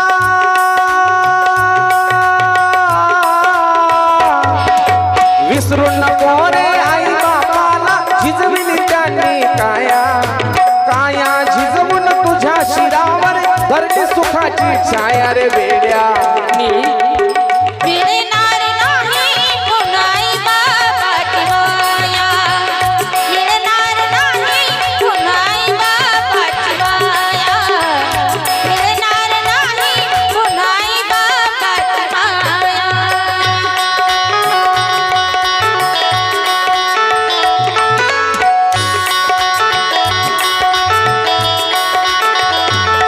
तुला मिळेल बंगला गाडी, शेतीवाडी मोटर गाडी. तुला मिळेल बंगला गाडी, शेतीवाडी मोटर गाडी. आई बाप मिळणार नाही ही जाण राहू दे थोडी. आई बाप मिळणार नाही ही जाण राहू दे थोडी. म्हातारपणी त्या आई बापाला लावसी भीक मागाया, काया झिजवून तुझ्या शिरावर धरली सुखाची छाया रे वेड्या. मिळणार नाही पुन्हा आई बापाची माया, मिळणार नाही पुन्हा आई बापाची माया, मिळणार नाही पुन्हा आई बापाची माया. मिळणार नाही पुन्हा आई बापाची माया. म्हणून आई बापाला विसरू नका मायबाप हो. माय बाप केवळ काशी, तेने न जावे तीर्थाशी. आई बापाच्या चरणामध्येच काशी सारखं तीर्थ आहे, बस त्यांची सेवा करा. चित्रकेतूला खूप समजून सांगितलं कोण, त्या अंगिरा नावाच्या ऋषीनं. पण त्याचा मुलाचा मोह काही सुटत नाही. या मुलाच्या मोहामध्ये फार फार ज्ञानी असलेले पुरुष देखील याच्यामध्ये वाहवत गेले बरं का. राजा दशरथासारख्याला मोह व्हावा, मला पुत्र झालाच पाहिजे. व्यास महाराज म्हणले मला देखील पुत्र पाहिजे. मग शुकाचार्य जन्माला आले. ऐका, चित्रकेतू राजाचा हट्ट, मला मुलगा झालाच पाहिजे. चित्रकेतू या नावाचा अर्थ काय होतो ऐका. चित्रकेतू म्हणजे चित्र विचित्र कल्पना करणारा. त्यानं कल्पना केली जर मुलगा असेल तरच वंश चालतो, मुलगा असेल तरच. मुलगा जर असेल, आपल्याला वारस असेल तरच स्वर्ग प्राप्त होतो, अन्यथा नाही, नरकात जावं लागतं. असे त्याच्या कल्पना बरं का. त्याच्या वारस असला तरच पिंडाला कावळा शिवतो म्हणतो का नाही आपण. मुक्ती मिळते, नाही तर मिळत नाही. पाणी पाजवायला मुलगाच लागतो. मेल्याच्या नंतर कसलं पाणी कसलं काय. ऐका, अंगिरा ऋषी, त्याला कीव आली अंगिरा ऋषीला, आणि त्याच्यावर तरस खाऊन, काय म्हणतो आपण, तरस खाऊन लयच रडू लागला. चित्रकेतू मला मुलगा पाहिजे, मुलगा पाहिजे, महाराज काहीतरी मला आशीर्वाद द्या. मग त्यांनी एक फळ दिलं, फळ, आणि सांगितलं त्या चित्रकेतू राजाला तुझ्या पत्नीला नेऊन दे. कृतधुती नावाची तुझी जी पत्नी आहे तिला हे खाऊ घाल, तिला मुलगा होईल. तिला फळ खाऊ घातलं चित्रकेतून, आणि त्या आशीर्वादानं, त्या प्रसादामुळं त्या कृतधुतीला एक मुलगा झाला. मुलगा, गोड मुलगा. पण ज्या दुसऱ्या राण्या होत्या, असं म्हणतात त्याला 100 राण्या होत्या. त्या बाकीच्या ज्या राण्या आहेत, बाकीच्या ज्या पत्न्या आहेत, सवती मत्सर जागा झाला त्यांचा. सवती मत्सर ज्याला म्हणतो आपण, हेवा वाटू लागला. द्वेष, ईर्ष्या ज्याला म्हणतात, ती ईर्ष्या त्यांच्या मनामध्ये शिरली. आणि द्वेषामुळं कपटानं त्या बाकीच्या राण्यांनी काय केलं, ती एकटीच लाडकी झाली ना राजाची, एकटीच लाडकी झाली. आता तिचा मुलगा गादीवर बसणार आणि आम्हाला सगळ्याला त्याची सेवा करावी लागणार, दास्यत्व स्वीकारावं लागणार. मग त्या पोराला मारून टाकू आपण. कपटानं त्या पोराला विष दिलं आणि विष देऊन त्या मुलाला मारून टाकलं. म्हणून नेला. नशिबातच नव्हता मुलगा, नशिबात नव्हता, पण त्या नशिबात सोबत भांडून त्या चित्रकेतूनं ओढून ताणून नशीब आणण्याचा प्रयत्न केला, पण पुन्हा नेला नशिबानं तो मुलगा. म्हणून म्हणतो ज्या गोष्टी नशिबात नाहीत ना, त्यांचा विचार सोडून द्यायचा माणसानं. एवढा राजा दुःखी झाला, शोक करू लागला, वनामध्ये निघाला. राज्य वैभव सोडून दिलं. नको आता राज्य वैभव नको, वेडा झाला राजा चित्रकेतू. त्यावेळेला नारद महर्षीची भेट झाली आणि नारदानं उपदेश केला. नारदानं, त्रास करून घेऊ नको राजा, एक लक्षात घे, पुत्र जो आहे तुला अवघ्या थोड्या वेळासाठी मिळालेला. नारदानं सांगितलं पुत्राचे 4 प्रकार असतात, 4 प्रकार. हे उपदेश जो आहे का नाही, हा फक्त एकट्या त्या चित्रकेतूसाठी नाहीये. हा जो नारदानी केलेला चित्रकेतूला उपदेश आहे ना, हा एकट्या चित्रकेतूसाठी नाही, हा तुमच्यासाठी आणि माझ्यासाठी आहे. आजकाल प्रत्येकाची अडचण हीच आहे समाजामध्ये. कोणाचा मुलगा खूप चांगलं सांभाळतो आई बापाला, तर कोणाचा पाहत सुद्धा नाही आई बापाला. बीपीच्या गोळ्या संपल्यात का शुगरच्या संपल्यात, दवाखान्यात जायचंय, ताप आलाय, आई बापाला पाहत सुद्धा नाही. कोणाची खूप सेवा करतो कोणाचा मुलगा. पुत्राचे 4 प्रकार सांगितले नारदानं. 4 प्रकारचे पुत्र असतात. एक असतो शत्रुपुत्र. शत्रुपुत्र म्हणजे पूर्वजन्मीचा कोणता तरी वैरी तुम्हाला मुद्दाम त्रास देण्यासाठी तुमच्या पोटी जन्म घेतलेला असतो. त्यानं पूर्वजन्मीचा कोणता तरी वैरी असणारा तुमचा आता त्रास देण्यासाठी तुमच्या पोटी जन्म घेऊन आलेला असतो, त्याला म्हणायचं शत्रुपुत्र. दुसरा ऋणानुबंधी. पुत्राचा दुसरा प्रकार सांगितला ऋणानुबंधी, म्हणजे ऋण वसूल करण्यासाठी तुमचा कोणीतरी पूर्वजन्मीचा ऋण म्हणजे कर्ज वसूल करण्यासाठी तो पुत्र रूपानं तुमच्या घरी जन्माला आलेला असतो. तिसरा प्रकार सांगितला उदासीन पुत्र.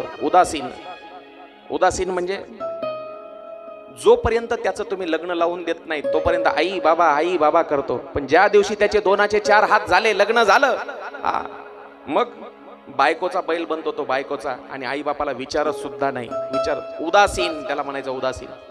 आणि जो चौथा पुत्र सांगितला सेवक पुत्र. तुम्ही मागच्या आयुष्यामध्ये मागच्या जन्मामध्ये कोणाची तरी सेवा केलेली असते. हा हा हा पुत्राचा प्रकार सर्वश्रेष्ठ सांगितला, सेवक पुत्र. तुमच्या हातून कोणाची तरी पूर्वी सेवा झालेली आहे आणि ती सेवा चुकती करण्यासाठी, तुमची सेवा करण्यासाठी आज तो तुमच्या पोटी पुत्र रूपानं तुमच्या घरामध्ये जन्माला आलेला असतो. त्याला सेवक पुत्र म्हणलं, सेवक पुत्र. स्कंद पुराणामध्ये पुंडलिकाचं चरित्र वाचा, किंवा रामायणामध्ये ज्या खांद्यावर कावड घेऊन निघालेल्या श्रावण बाळाची कथा आम्ही ऐकलेली आहे, त्याला म्हणायचं सेवक पुत्र. असं उपदेश नारदांनी त्या चित्रकेतू राजाला केला आणि चित्रकेतू राजाला उपदेश केल्याच्या नंतर सांगितलं, तू आता राजवैभव सोडलेला आहेसच, पण तप कर जा. चित्रकेतूनं ज्ञानप्राप्ती झाल्याच्या नंतर कैलासावर गेला, कैलासावर. आणि कैलासावर गेल्याच्या नंतर त्याला तप करायचं होतं तिथं कैलासामध्ये. पण कैलासावर गेल्याच्या नंतर मी सांगितलं आधी, चित्रकेतू या नावाचा अर्थच होतो चित्रविचित्र कल्पना करणारा. चित्रविचित्र कल्पना करणं त्याचा जन्मताच स्वभाव होता. मग कैलासावर गेल्यावर त्याच्या हातून फार मोठी चूक झाली, म्हणूनच त्याला वृत्रासुर नावाच्या राक्षसाचा जन्म घ्यावा लागला. त्याला राक्षस का व्हावं लागलं? चूक इथं झाली. कैलासावर गेला आणि कैलासावर गेल्याच्या नंतर तिथं देवसभा भरलेली होती, देवसभा. आणि कैलास पर्वतावर भगवान शिव आणि पार्वती त्या देवसभेमध्ये बसलेले होते. भगवान भोलेनाथाच्या मांडीवर बसलेली होती आई पार्वती, मांडीवर बसलेली. त्यावेळेला यानं कल्पना केली डोक्यामध्ये, विचित्र कल्पना. अरे हा कसला महादेव? काय म्हणतोय मी? महादेवाची निंदा आयुष्यामध्ये आपल्याकडून होऊच नये, आणि जर कोण केली तर आपण कानानं सुद्धा ऐकायची नाही. लक्षात घ्या काय होतं त्याचा परिणाम.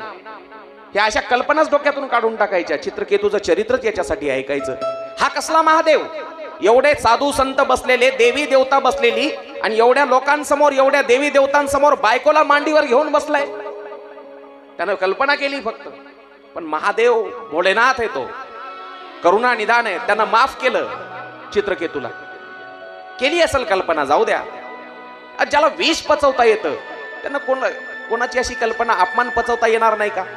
महादेवानं माफ केलं. पण देवी पार्वतीनं जेव्हा त्याच्या डोक्यातली कल्पना देवी पार्वतीला जेव्हा कळाली, त्यावेळेला पार्वतीला राग आला आणि पार्वतीनं श्राप दिला, चित्रकेतू पुढच्या जन्मी तुला राक्षस व्हावं लागेल, राक्षस. तोच चित्रकेतू पुत्र मोहामध्ये आंधळा झालेला नारदांनी सांगल्यावर कैलासावर गेला. पण कैलासामध्ये पुन्हा डोक्यामध्ये चित्रविचित्र कल्पना आली. हा कसला महादेव? बायकोला मांडीवर घेऊन बसलेला. पार्वतीनं श्राप दिल्यामुळं त्याला वृत्रासुर व्हावं लागलं. वृत्रासुर तोच राक्षस वृत्रासुर, ज्याच्या वधासाठी दधीची ऋषीच्या हाडापासून वज्र बनवलं इंद्रानं, वज्र. अशी वृत्रासुराची कथा आहे. एकदा गोड भजन करू आणि पुढची कथा ऐकू. श्री राधे राधे गोविंद गोविंद राधे. राधे राधे गोविंद राधे. राधे राधे गोविंद गोविंद राधे. श्री राधे राधे गोविंद गोविंद राधे. गोविंद राधे गोपाल राधे. गोविंद राधे गोपाल राधे. राधा रमण श्री गोविंद राधे. राधा रमण श्री गोविंद राधे. श्री राधे राधे राधे राधे राधे गोविंद राधे. श्री राधे राधे गोविंद गोविंद राधे. राधे राधे राधे राधे गोविंद राधे. श्री राधे राधे गोविंद गोविंद राधे.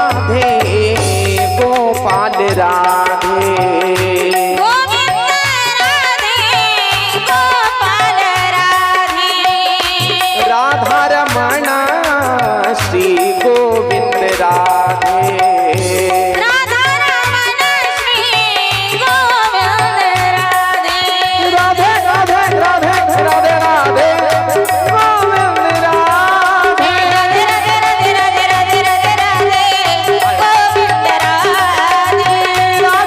राधे राधे गोविंद गोविंद राधे राधे राधे गोविंद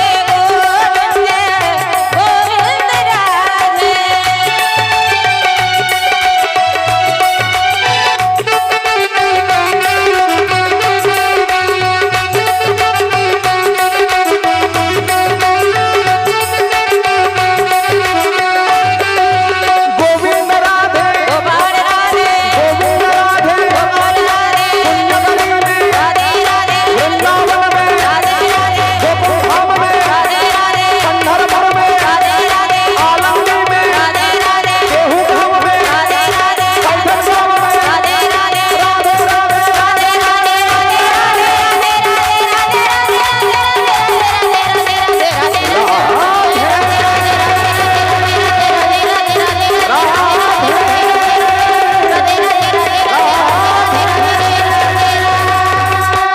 बोलो कृष्ण कन्हैया लाल की जय जय जय जय जय श्री राम गोविंद राधे गोपाल राधे राधा रमण श्री गोविंद राधे चित्रकेतुचं चरित्र व्यास महाराज सांगतात इतिहास मिमम पुण्यम चित्रकेतुर महात्मनम महात्म्यम विष्णू भक्तानाम श्रुत्वा बंधाती मुच्यते महात्मा चित्रकेतूचा हा पवित्र इतिहास सर्व विष्णू भक्तांचं महात्म्य जो कोणी ऐकतो तो या संसार बंधनापासून मुक्त होतो असा हा आपल्या 6व्या स्कंदातला 17वा अध्याय आपण ऐकला. आता राजा परीक्षिती पुन्हा एकदा प्रश्न विचारतात शुकाचार्य महाराजांना. महाराज मला वाटतं देवाजवळ भेदभाव आहे, समभाव नाही. काय म्हणतो परीक्षिती राजा? देवाच्या दृष्टीमध्ये सुद्धा भेद आहे. हा राक्षस आहे, हा देव आहे. देव असल्यामुळं मला हा जवळचा, राक्षस असल्यामुळं मी याच्यावर कृपा नाही करणार. पण शुकाचार्य महाराज म्हणतात नाही परीक्षिता, तसं नाही. देवाजवळ समभाव आहे. देव सगळ्यांना सारखं पाहतो, सारख्या नजरेनं पाहतो, सारख्या दृष्टीतून पाहतो. तो भेद नाही करत. हा स्त्री आहे, हा पुरुष आहे, हा लहान आहे, हा मोठा आहे, गरीब श्रीमंत, देवाजवळ भेद नाही. कशावरून भेद नाही? परीक्षिती म्हणतो कशावरून भेद नाही? राक्षसावर कधी अन्याय केला तुमच्या देवानं? पण परीक्षिती काय, परीक्षिती राजाचा मोह झालेला, तो भ्रम झालेला दूर करण्यासाठी शुकाचार्य महाराज म्हणतात ऐक, वराह अवतार घेऊन ज्या हिरण्यक्षाला मारलं होतं त्याचाच भाऊ असलेला हिरण्यकश्यपू त्याच्या पोटी जो प्रल्हाद जन्मला, देवाचा अनन्य साधारण भक्त होता, अनन्य साधारण. आणि देवानं त्याच्यासाठी एक स्पेशल अवतार धारण केला. अवतार मग कसं काय म्हणतो तू देवाजवळ भेद आहे म्हणून? नाही, देव सगळ्यांना सारखं पाहतो, सारख्या दृष्टीनं. हिरण्यकश्यपू त्यानं प्रतिज्ञा केली, जो कोणी विष्णू परमात्म्याचं नाव घेणार, माझ्या राज्यामध्ये जो कोणी विष्णूचं भजन करेल त्याला मी दंड देणार. माझ्या राज्यामध्ये त्याचं कोणी भजन करायचं नाही, नारायणाचं, विष्णूचं. जो कोणी त्याचं भजन करेल त्याचा वध होईल. आदेश दिला त्याला सुळावर चढवून. त्याच्या राज्यामध्ये कोणी भजन करणार गेलं, कोणीच भजन करत नाही देवाचे. पण त्याची पत्नी जी आहे, पत्नी ऐका, कयाधू तिचं नाव, कयाधू, अतिशय भगवंताची भक्त होती. कयाधू देव भक्त होती. एके दिवशी काय झालं, सकाळच्या वेळेला त्या हिरण्यकश्यपूनं बायकोला सांगितलं, कयाधूला, कयाधू मी आता चाललो आणि 6 महिने येणार नाही घरी. तप करायला चाललो, तप 6 महिने येणार नाही, वाट पाहू नको माझी.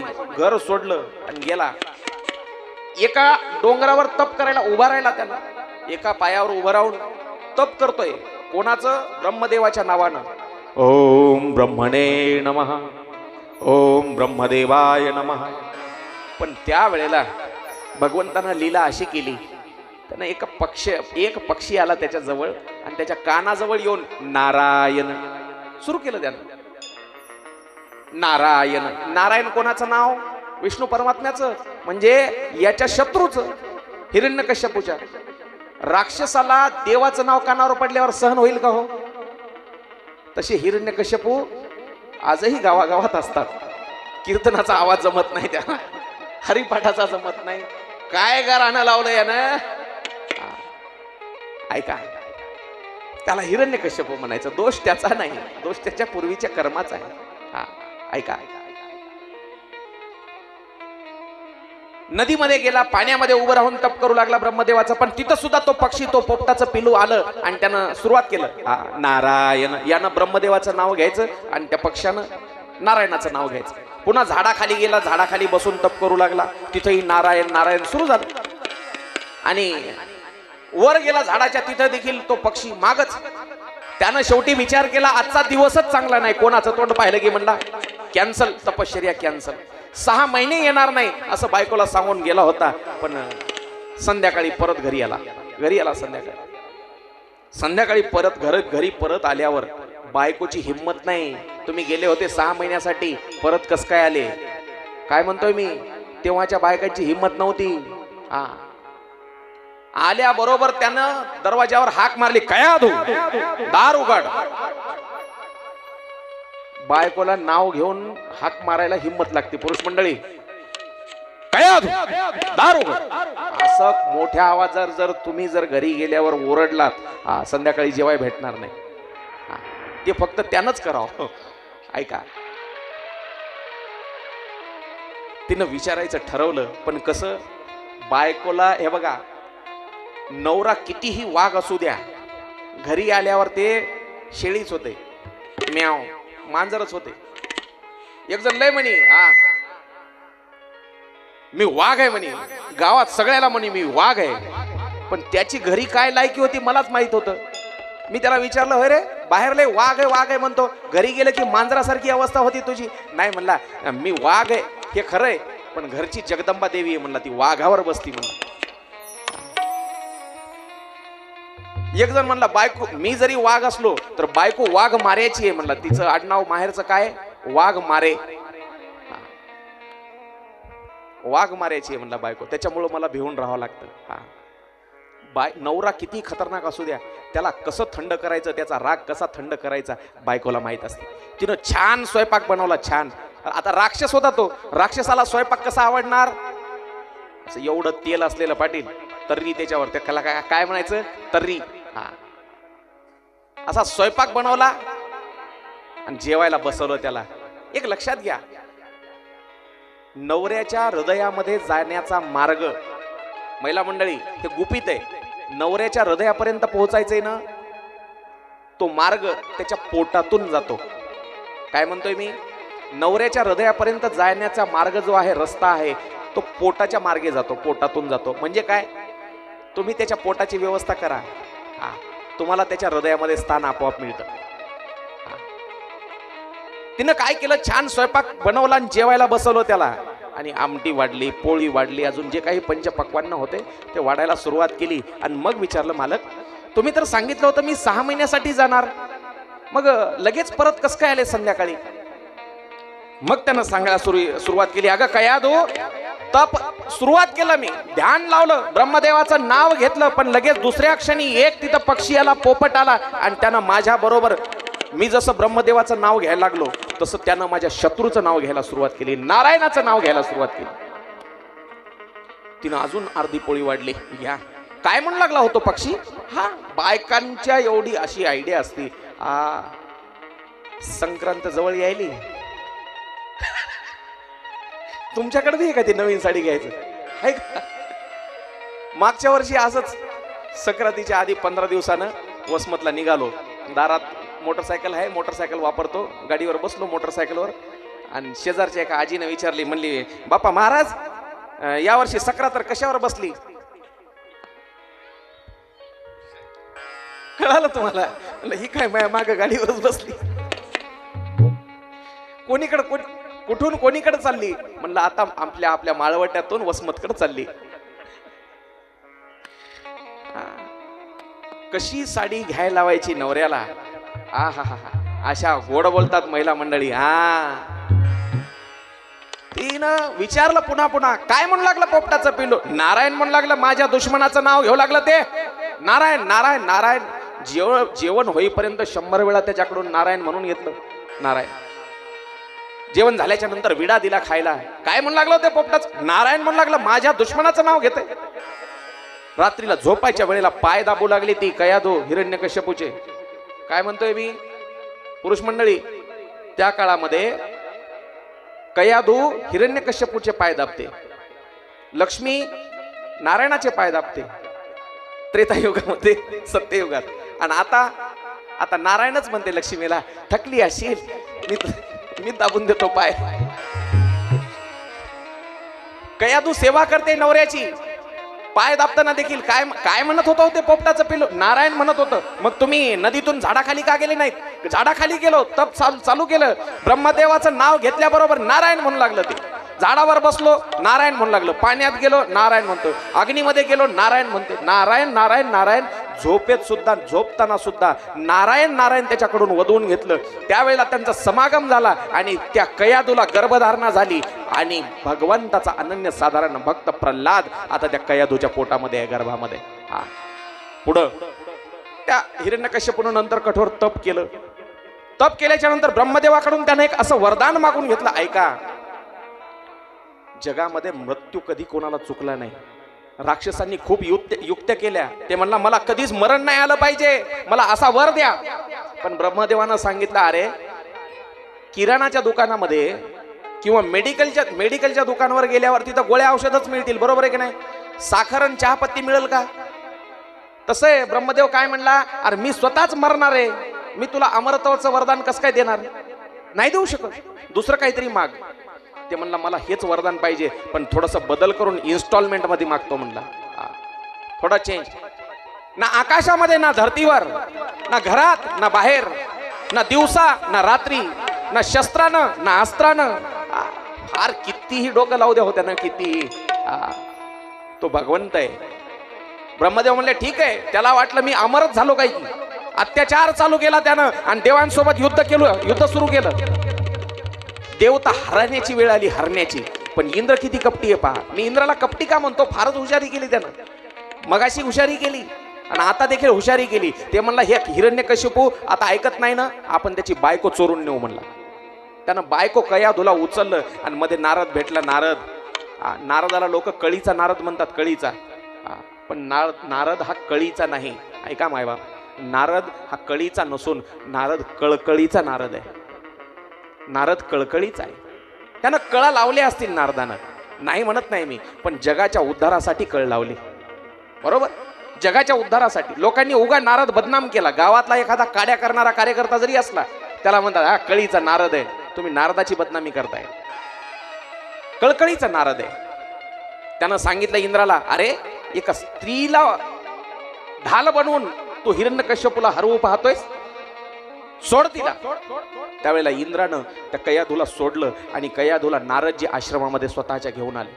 तिकडे युद्ध झालं त्याचं, हिरण्यकश्यपूचं देवांसोबत, इंद्रासोबत. इकडं कयाधू आता नारदाच्या आश्रमामध्ये आहे. नारदाच्या आश्रमामध्ये एका संताच्या घरी, संताच्या आश्रमामध्ये काय ऐकायला मिळेल हो? सत्संग. सदा नाम घोष करू हरिकथा. 24 तास भगवंताचं नामस्मरण. सकाळी पारायण आहे, काकडा आहे, नंतर गाथा भजन आहे, नंतर कथा आहे. हे सगळं 24 तास. वैष्णवा घरी सर्व काळ सदा जन जनतीता. तसं नारदाचं आहे. 24 तास भजन कीर्तन कथा भगवंताचं चरित्र ऐकते कयाधू. आणि कयाधू सोबतच तिच्या पोटात वाढणार तिचं बाळ. हे परिणाम आहे गर्भावर संस्कार करण्याचा. देवाचा अनन्य साधारण एक भक्त तिच्या पोटी जन्माला आला. म्हणून म्हणतो डोळ्याने चांगलं पाहत चला, कानाने चांगलं ऐकत चला. आणि गर्भावस्थेमध्ये असताना तर हे हमखास पाळलंच पाहिजे. आपल्याकडं हिंदू संस्कृतीमध्ये, आपल्या सनातन संस्कृतीमध्ये संस्कार सांगितले. संस्कार एकूण संस्कार आहेत 16 आणि सुरुवात होते गर्भापासून. गर्भसंस्कार ज्याला म्हटले, गर्भसंस्कार. ऐका, त्याचा परिणाम असा झाला, ती कयादू प्रसूत झाली आणि तिला प्रल्हाद पोटी जन्मला. प्रल्हाद. आता प्रल्हाद लहानाचा मोठा होऊ लागला. बापानं हिरण्यकश्यपूनं ठरवलं आता याला शाळेत पाठवायचं. शाळेत. पण शाळा कोणती? राक्षसी शिक्षणाची. पूर्वीच्या काळी लक्षात घ्या मायबाप हो, शाळा शिक्षण आपण लहान होतो समजा, आपल्या काळामध्ये देखील मागच्या एक 20-25 वर्षाच्या पूर्वी शाळेचं वय 6 वर्ष ठरवलेलं होतं सरकारनं, बरोबर. पण त्याच्याही अगोदरच्या काळामध्ये 10-10 वर्ष 12-12 वर्ष शाळा नव्हती. कृष्णाचं चरित्र पहा, रामाचं चरित्र पहा. दप्तराचं ओझं नव्हतं मुलांवर तेव्हा. ही आताच झाली कारकोनी शिक्षण पद्धती. कारकोनी काय उपयोग झाला हो मला सांगा. ज्यांनी ज्यांनी लसावी मसावी शिकलं शाळेमध्ये, कोण कोण शिकले लसावी मसावी? हातवर करा एकदा महिला मंडळी. लसावी मसावी शिकलेले 1 2 3 4. हा, ते पायथागोरसचा प्रमेय, पाया वर्सेस थिटा वर्सेस ते काय, त्याचा काय उपयोग आहे आज मला सांगा? काय उपयोग आहे? ही कारकुनी शिक्षण पद्धती इंग्रजांनी सुरुवात केलेली. भारताची ही मूळ संस्कृती नाहीच ही शिक्षणाची. गुरुकुल पद्धती होती आपल्या इथं, गुरुकुल पद्धती. इंग्रज यायच्या अगोदर गुरुकुल होते आपल्या इथं, वेद अध्ययन होतं. काय उपयोग आहे त्या शिक्षणाचा? आजही मला ते मास्तर दिसला ना असं माझं डोकं फणफणते. आता आमच्या कॉलेजचं गेट टुगेदर झालं शाळेचं, ते मास्तर पाहिला गणिताचा की माझं डोकंच उडायला सुरुवात होती, डोकं दुखायला. काही उपयोगच नाही त्या शिक्षणाचा. शिक्षण कसं पाहिजे? जीवन सुलभ करण्यासाठी जे मदत करतं ते शिक्षण म्हणायचं. 10-20 वर्षापूर्वी 6 वर्षाच्या नंतर शाळेमध्ये पहिलीला ऍडमिशन मिळायचं, पहिल्या वर्गात. आणि कसं तिथं जन्माचा दाखला वगैरे काही लागायचा नाही. मास्तर म्हणायचे असे कानाला हात पुरवा, बरोबर आहे. कानाला हात ज्याचा पुरला ते 6 वर्षाचा. कानाला हात पुरला नाही त्याच्या आईला सांगायचं याला घरी घेऊन जाय, पुढच्या वर्षी घेऊन ये. ती खरी शाळा होती. आता काय LKG UKG त्याच्यावर आपण लादतोय. त्याचं बालपण आपण हिरावून घेतोय. एक लक्षात घ्या, मुलांचं बालपण आपण हिरावून घेतोय. संस्कार ज्याला म्हणायचे ते द्या. त्या हिरण्यकश्यपूनं शाळेत पाठवायचं ठरवलं. कोणती शाळा? शुक्राचार्याचे 2 मुलं होते, शंड आणि अमर्क नावाचे. त्यांनी गुरुकुल हॉस्टेल काढलेलं होतं. हॉस्टेल, त्या हॉस्टेलमध्ये टाकायचं ठरवलं हिरण्यकश्यपूनं. प्रल्हादाला त्यांच्या जवळ दिलं आणि सांगितलं याला चांगलं शिक्षण द्या. काय सांगितलं बापानं? चांगलं शिक्षण द्या. हॉस्टेलमध्ये गेला तो प्रल्हाद आणि त्या शंड अमर्क नावाचे गुरुजी होते त्याचे, शुक्राचार्याचे मुलं. ते शिकवायचे तलवार कशी चालवायची, वध कसा, भाला कसा चालवायचा, मान कशी कापायची कोणाची. राक्षसी शिक्षण म्हणल्यावर काय, राक्षसी शिक्षण. पण प्रल्हादानं विचार केला आपल्या बापानं या गुरुजीला सांगितले चांगलं शिक्षण द्या. हा, प्रल्हादानं काही लक्ष दिलं नाही त्यात. तलवार कशी चालवायची, भाला कसा चालवायचा, युद्ध कसं करायचं. हा, मग प्रल्हादाला एका दिवशी घरी बोलवलं हिरण्यकश्यपूनं आणि शंड अमर्क घेऊन आले. आणि मग बापानं विचारलं प्रल्हादाला काय शिकवलं रे शाळेमध्ये तुला गुरुजीनं? तेव्हा प्रल्हादाला वाटलं गुरुजीचा अपमान कसा करावा, आपण कशाला सांगावं गुरुजीनं तलवार कशी चालवायची, खून कसा करायचा, गळा कसा कापायचा, खिसा कसा कापायचा, हे शिकवलं, अपमान होईल गुरुजीचा. आपण काहीतरी चांगलं सांगू. मग प्रल्हादानं सांगायला सुरुवात केली. त्यांना आधी शिकलेलं होतं ना आईच्या पोटात. गायत्री मंत्र काय? ओम भूर्भुवस्वः सवितुर्वरेण्यं भर्गो देवस्य. त्यानं गायत्री मंत्र म्हणून दाखविला. विष्णू सहस्त्रनाम काय आहे त्यानं म्हणून दाखवायला सुरुवात केली. अरे हे तर माझ्या दुश्मनाचं नाव घेते. हिरण्यकश्यपूला वाटलं, बोलवलं शंड अमर्काला. काय शिकवलं रे याला? महाराज आम्ही तर आपलं राक्षसी शिक्षण दिलं, पण हे कुठून बोलते काय माहित नाही. याला कोण देवाचं नाव शिकवलं, नारायणाचं नाव, आम्हाला माहित नाही. त्याला दम दिला त्या शंड अमर्काला आणि घेऊन जा प्रल्हादाला. घेऊन गेले आणि नंतर पुन्हा शिक्षण द्यायला लागले. पण एके दिवशी शंड अमर्क बाहेर गेले होते आणि त्यावेळेला यानं शाळा भरवली. कोण? हे मॉनिटर झालतं ना वर्गाचा. राजाचा पोरगा म्हणल्यावर काय, हिरण्यकश्यपूचं हे मॉनिटर होतं. हे म्हणला पोरं उभं राहा रे, गोल रिंगण करा. सगळ्यांनी एकमेकाच्या हाताला हात धरले असे आणि भगवंताचं भजन कसं करायचं हे शिकवतो. ते बाकीच्या राक्षसांचे पोरं म्हणले अरे प्रल्हाद तू कुठून शिकला हे? मी आईच्या पोटात होतो तेव्हा शिकलो. देवर्षी नारदांनी शिकवलेलं हे ज्ञान मी तुम्हाला सांगतोय. भगवंताचा नामाचा जयघोष कसा करायचा मी तुम्हाला शिकवतोय. आपण देखील एका मिनिटासाठी ते भगवंताचं भजन प्रल्हादानं जसं केलं तसं आपण करू. नारायण श्रीमन नारायण भज म्हणे, नारायण नारायण नारायण नारायण श्रीमन्नारायण नारायण नारायण. टाळी वाजवायची माय पाठीमागच्या महिला मंडळी पुरुष मंडळी सगळ्यांनी टाळी वाजवायची प्रामाणिकपणे. हे नारायण श्रीमन्नारायण भज मन नारायण नारायण नारायण. नारायण नारायण भजमन नारायण नारायण नारायण. भजन चालू आहे प्रल्हादाचं. सगळ्या मुलांना सोबत घेतलं आणि नाचून भजन करू लागले, नाचून सगळेजण. पण त्या वेळेला त्याचे जे गुरुजी होते शंड आणि अमर्क नावाचे शुक्राचार्यांचे मुलं, ते दोघही गुरुजी त्या ठिकाणी आले आणि प्रल्हादाला म्हणू लागले, अरे प्रल्हादा काय भजन करतोस? तुझा बाप आणि नारायण दोघांची दुश्मनी आहे आणि दुश्मनाचं नाव घेतोस, थांब भजन करू नको.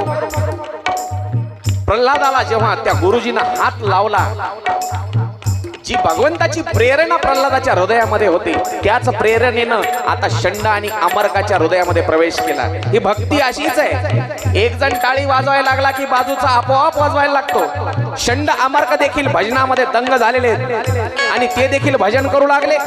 नारायण श्रीमन्नारायण भज मने नारायण नारायण नारायण.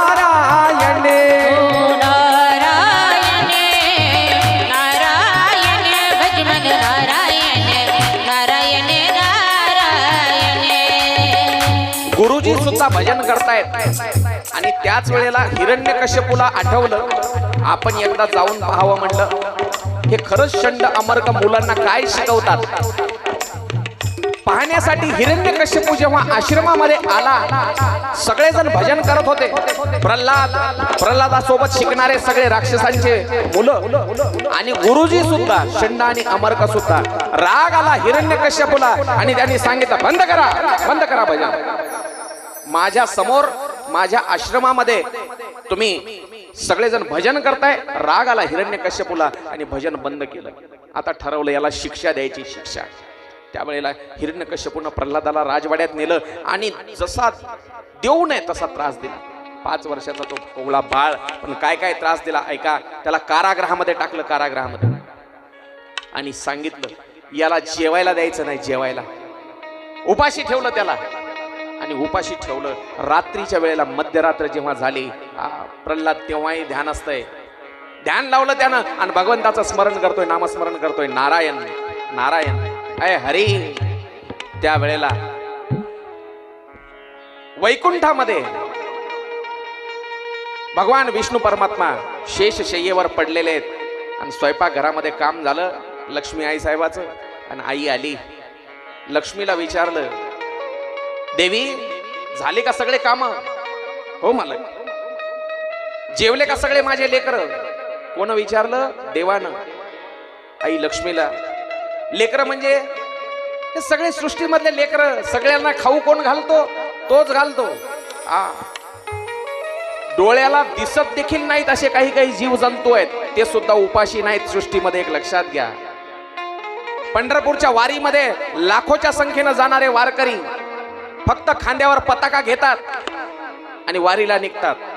जेवायला मिळेल का नाही मिळेल माहित नसतं, पण एक तरी वारकरी उपाशी झोपला आहे का इतिहासामध्ये नोंद नाही. सगळ्यांची काळजी त्याला आहे. म्हणून विष्णू परमात्म्यानं जेव्हा विचारलं लक्ष्मीला, जेवले का सगळे? त्यावेळेला लक्ष्मी म्हटली हो. पण विष्णू परमात्म्याला लक्षात होतं, माझा एक अनन्य साधारण भक्त आज उपाशी आहे, प्रल्हाद, माझा प्रल्हाद. लक्ष्मीला सांगितलं, जा आणि माझ्या प्रल्हादाला जेवू घाल. कारागृहामध्ये लक्ष्मी पंचपक्वान्नाचं ताट घेऊन जेव्हा आली, पहारेकरांच्या लक्षात आलं प्रल्हाद जेवतोय. पहारेकरांनी जाऊन सांगितलं हिरण्यकश्यपूला, प्रल्हादाला जेवण घेऊन जेवू घालण्यासाठी तुमचा दुश्मन असलेला नारायणाची पत्नी लक्ष्मी आई साहेब आल्यात. रागानं आला हिरण्यकश्यपू आणि प्रल्हादाला कारागृहाच्या बाहेर काढलं. याची तुला शिक्षा भोगावी लागेल. हत्तीला बोलवलं, एका माहुताला बोलवलं, हत्तीला आणायला सांगितलं. हत्तीच्या पायाखाली दिलं प्रल्हादाला, पण मरत नाहीये. उंच कड्यावरून फेकून द्यायचं ठरवलं तरी देखील मरत नाहीये. गरम तेल उकळलं, गरम तेल एका कढईमध्ये तेल उकळलं आणि त्या उकळत्या तेलामध्ये प्रल्हादाला फेकलं. पण भगवान परमात्म्यानं फक्त चंदनाचा एकच थेंब, एक थेंब, त्या चंदनाची किमियात तशी आहे. 1 क्विंटल भर तेल उकळा, त्याच्यामध्ये एकच थेंब टाका, एकच थेंब. बुंद एक क्षण शीतल करी, एका थेंबानं तेवढं तेल थंड केलं. आणि विचारलं मग त्या रागात आलेल्या हिरण्यकश्यपूनं, अरे मरत कसा नाहीस? त्याची एक बहीण होती, बहीण ऐका, एक बहीण होती होलिका तिचं नाव. आणि तिला एक असं वरदान मिळालेलं होतं. तिच्याकडे एक प्रकारचं वस्त्र होतं, वस्त्र.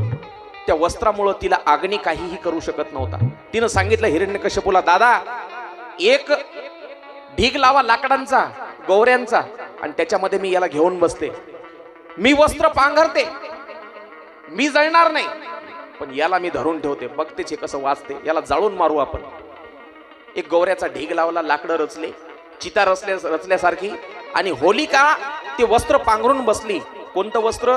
आजही हे नुसता वर दिला होता म्हणलं की खोटं वाटतं आजच्या लोकांना, पण आजही तुम्ही जे ओरिजिनल रेशीम असतं, रेशीम त्याला आपण कोसला जे म्हणतो, कोसल्यापासून बनलेलं रेशीम, ते रेशीम आजही जळत नाही. रेशमाची कपडे साडी घाला तुम्ही, त्याच्यावर चटका दिला तरी ते जळत नाही. ओरिजिनल असायला पाहिजे फक्त. तसं एक वस्त्र दिलेलं होतं तिला ब्रह्मदेवानं.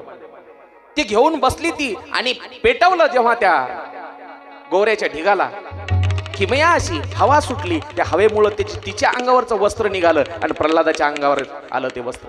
ती होलिका मरण पावली जळून. आपण होळी साजरी करतो ना, तीच ती होळी म्हणजेच होलिका.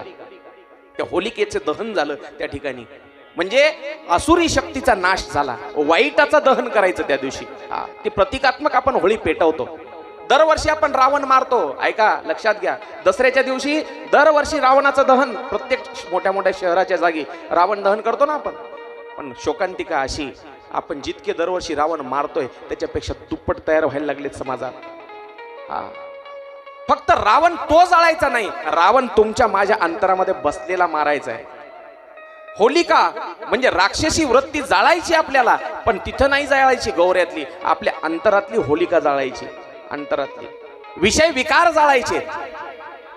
होलिका जळाली. प्रल्हाद त्या अग्नीतून जेव्हा बाहेर आला त्यावेळेला हिरण्यकश्यपूनं विचारलं, अरे कसा मरत नाहीस तू? कस काय मरत नाहीस?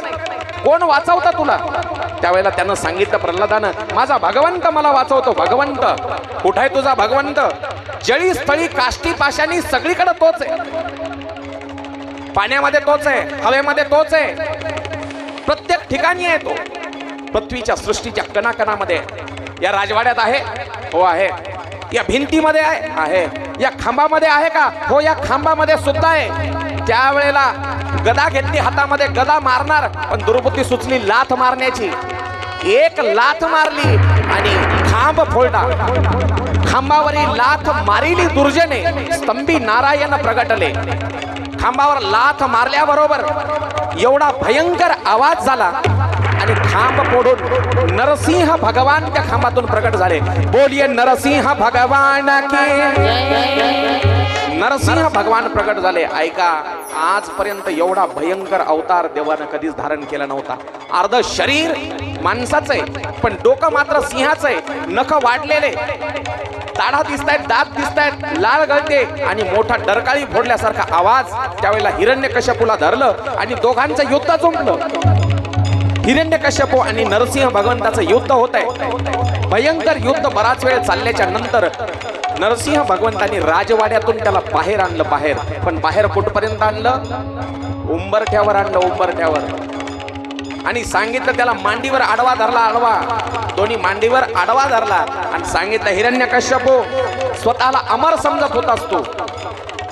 ना जमिनीवर आहेस, ना आकाशात आहेस, ना घरात आहेस, ना बाहेर आहेस, ना शस्त्रानं ना अस्त्रानं.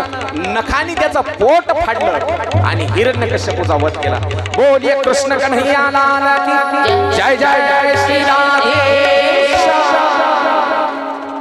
एवढा भयंकर अवतार धारण केला, भयंकर अवतार. म्हणून एक लक्षात घ्या, माणसानं कितीही प्रगती केली, माणूस मरण नाही चुकवू शकत. ज्या दिवशी माणूस अमर झाला ना, एक विचार करा, 50 वर्षाचं, 60 वर्षाचं, 70 वर्षाचं आयुष्य राहिलंय आपलं. 100 नाही, आता 100 पर्यंत जाणार नाहीत. जे लोक 1950-60 मध्ये जन्मलेले आहेत ते जास्तीत जास्त 70-80 वयापर्यंत जगतील. जे 80-85-90च्या काळात जन्मलेत ते 60 पर्यंतच जाणार आहे. त्याच्यानंतर लक्षात घ्या, 60-65व्या वर्षी बस पुंडलिक या गावाच्या बाहेर, या गावाच्या बाहेर, असंच होणार आहे. म्हणून माणूस कितीही पुढारला, माणूस कितीही विज्ञानामध्ये पुढे गेला तरी निसर्गावर मात नाही करू शकत. अजूनही काही गोष्टी निसर्गाला प्रश्न ते सुटलेलेच नाहीत. अजूनही माणसाला पाणी तयार करता आलं नाही, पाणी तयार करता आलं नाही. अजूनही एवढे शोध लावले, रक्तातल्या अणुरेणूपासून जगातल्या माणूस पोहोचला, पण अजूनही माणसाला रक्त नावाची गोष्ट तयार करता आली का? माणसानं खूप मोठमोठ्या अजस्त्र मशीन तयार केल्या, पण अजूनही अशा मशीनचा शोध माणूस नाही लावू शकला. एकीकडून पाणी टाकायचं, चहा टाकायचा, पोळी टाकायची, भाजी टाकायची, वांग्याची टाकायची, गुलाबजामुन टाकायचे, बासुंदी टाकायची, आणि एकीकडून रक्त काढायचं, अशी मशीन तयार करता आली का माणसाला? नाही. म्हणून निसर्गावर विजय नाही मिळवू शकत माणूस. त्यानं स्वतःला समजलं होतं मी अमर आहे, हिरण्यकश्यपूला वाटलं, पण त्याला मारण्यासाठी भगवंतानं अवतार धारण केला, नरसिंह, आणि तो अवतार धारण केला ते ठिकाण आज आपल्या पंजाब प्रांतापासून पलीकडे आहे, म्हणजे पाकिस्तानमध्ये गेलंय. पाकिस्तानमध्ये, मला त्या नेमकं ठिकाणाचं नाव आठवणं झालंय. आजही तिथले जे पंजाबमधले जे लोक आहेत त्यांचं आडनाव, सरनेम ज्याला म्हणतो, ते आजही सिंह आहे. सिंह, बरोबर, सिंग म्हणतो किंवा आपण सिंह म्हणतो. ते चित्रपटामध्ये काम करणारे कोणते सिंग, 2-4 जण आहेत ना, सिंगच ना, धर्मेंद्र सिंगच आहे ना. हा, आमच्या सागरला सगळं माहित असते, ते त्याचा रोजचा उद्योग असते. ऐका, सिंह म्हणतात किंवा सिंग म्हणतात ते ठिकाण आज आपलं दुर्दैवानं आपल्या जवळ नाहीये. पाकिस्तानमध्ये गेला तो भाग, तिथल्या लोकांना आजही आपण नरसिंह नाही पण सिंह म्हणतो किंवा सिंग म्हणतो. चला, एवढा क्रोध आलेला होता नरसिंह भगवंताला, कारण भक्ताला त्रास झालेला देवाला सहन होत नाही. एक लक्षात घ्या, भक्ताला त्रास झालेला देवाला सहन होत नाही. हिरण्यकश्यपूला मारलं तरी देखील अजून देव रागामध्ये. मग राग शांत करण्यासाठी सगळ्या देवी देवतांनी स्तुती केली देवाची, तरी राग शांत होत नाही. मग देवी देवता काय म्हणले, आपल्याच्यानं देवाचा राग शांत होत नाही, मालकिनीला बोलवा म्हणले. यांच्या मालकीन कोण?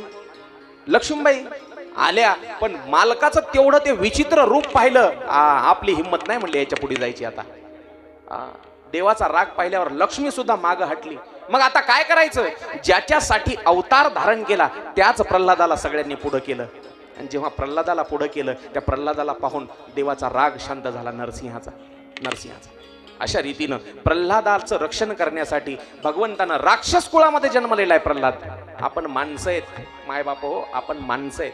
राक्षस कुळामध्ये देखील जन्मून त्यानं भगवंताच्या नामस्मरणाच्या जोरावर देवाला अवतार घ्यायला भाग पाडलं.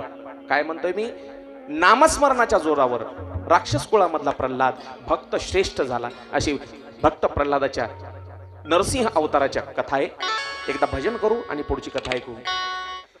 श्री राधे गोविंद, श्री राधे गोविंद, भज मन श्री राधे.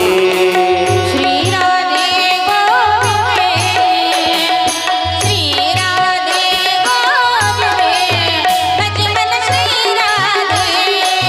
श्री राधे गोविंद, भज मन श्री राधे. श्री राधे गोविंद, श्री राधे गोविंद, भज मन श्री राधे. जय हो. श्री राधे गोविंद, भज मन श्री राधे. श्री राधे गोविंद, भज मन श्री राधे. श्री राधे जय राधे. श्री राधे जय राधे.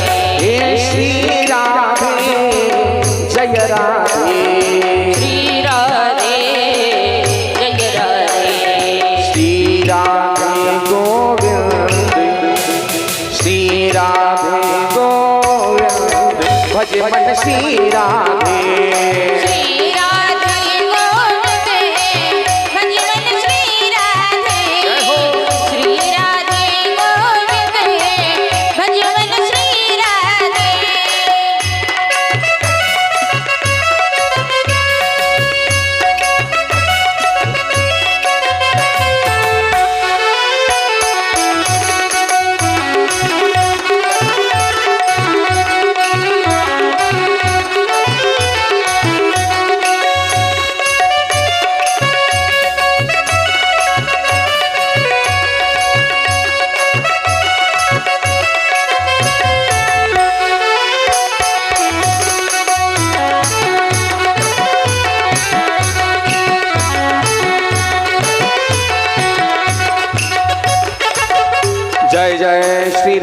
देशा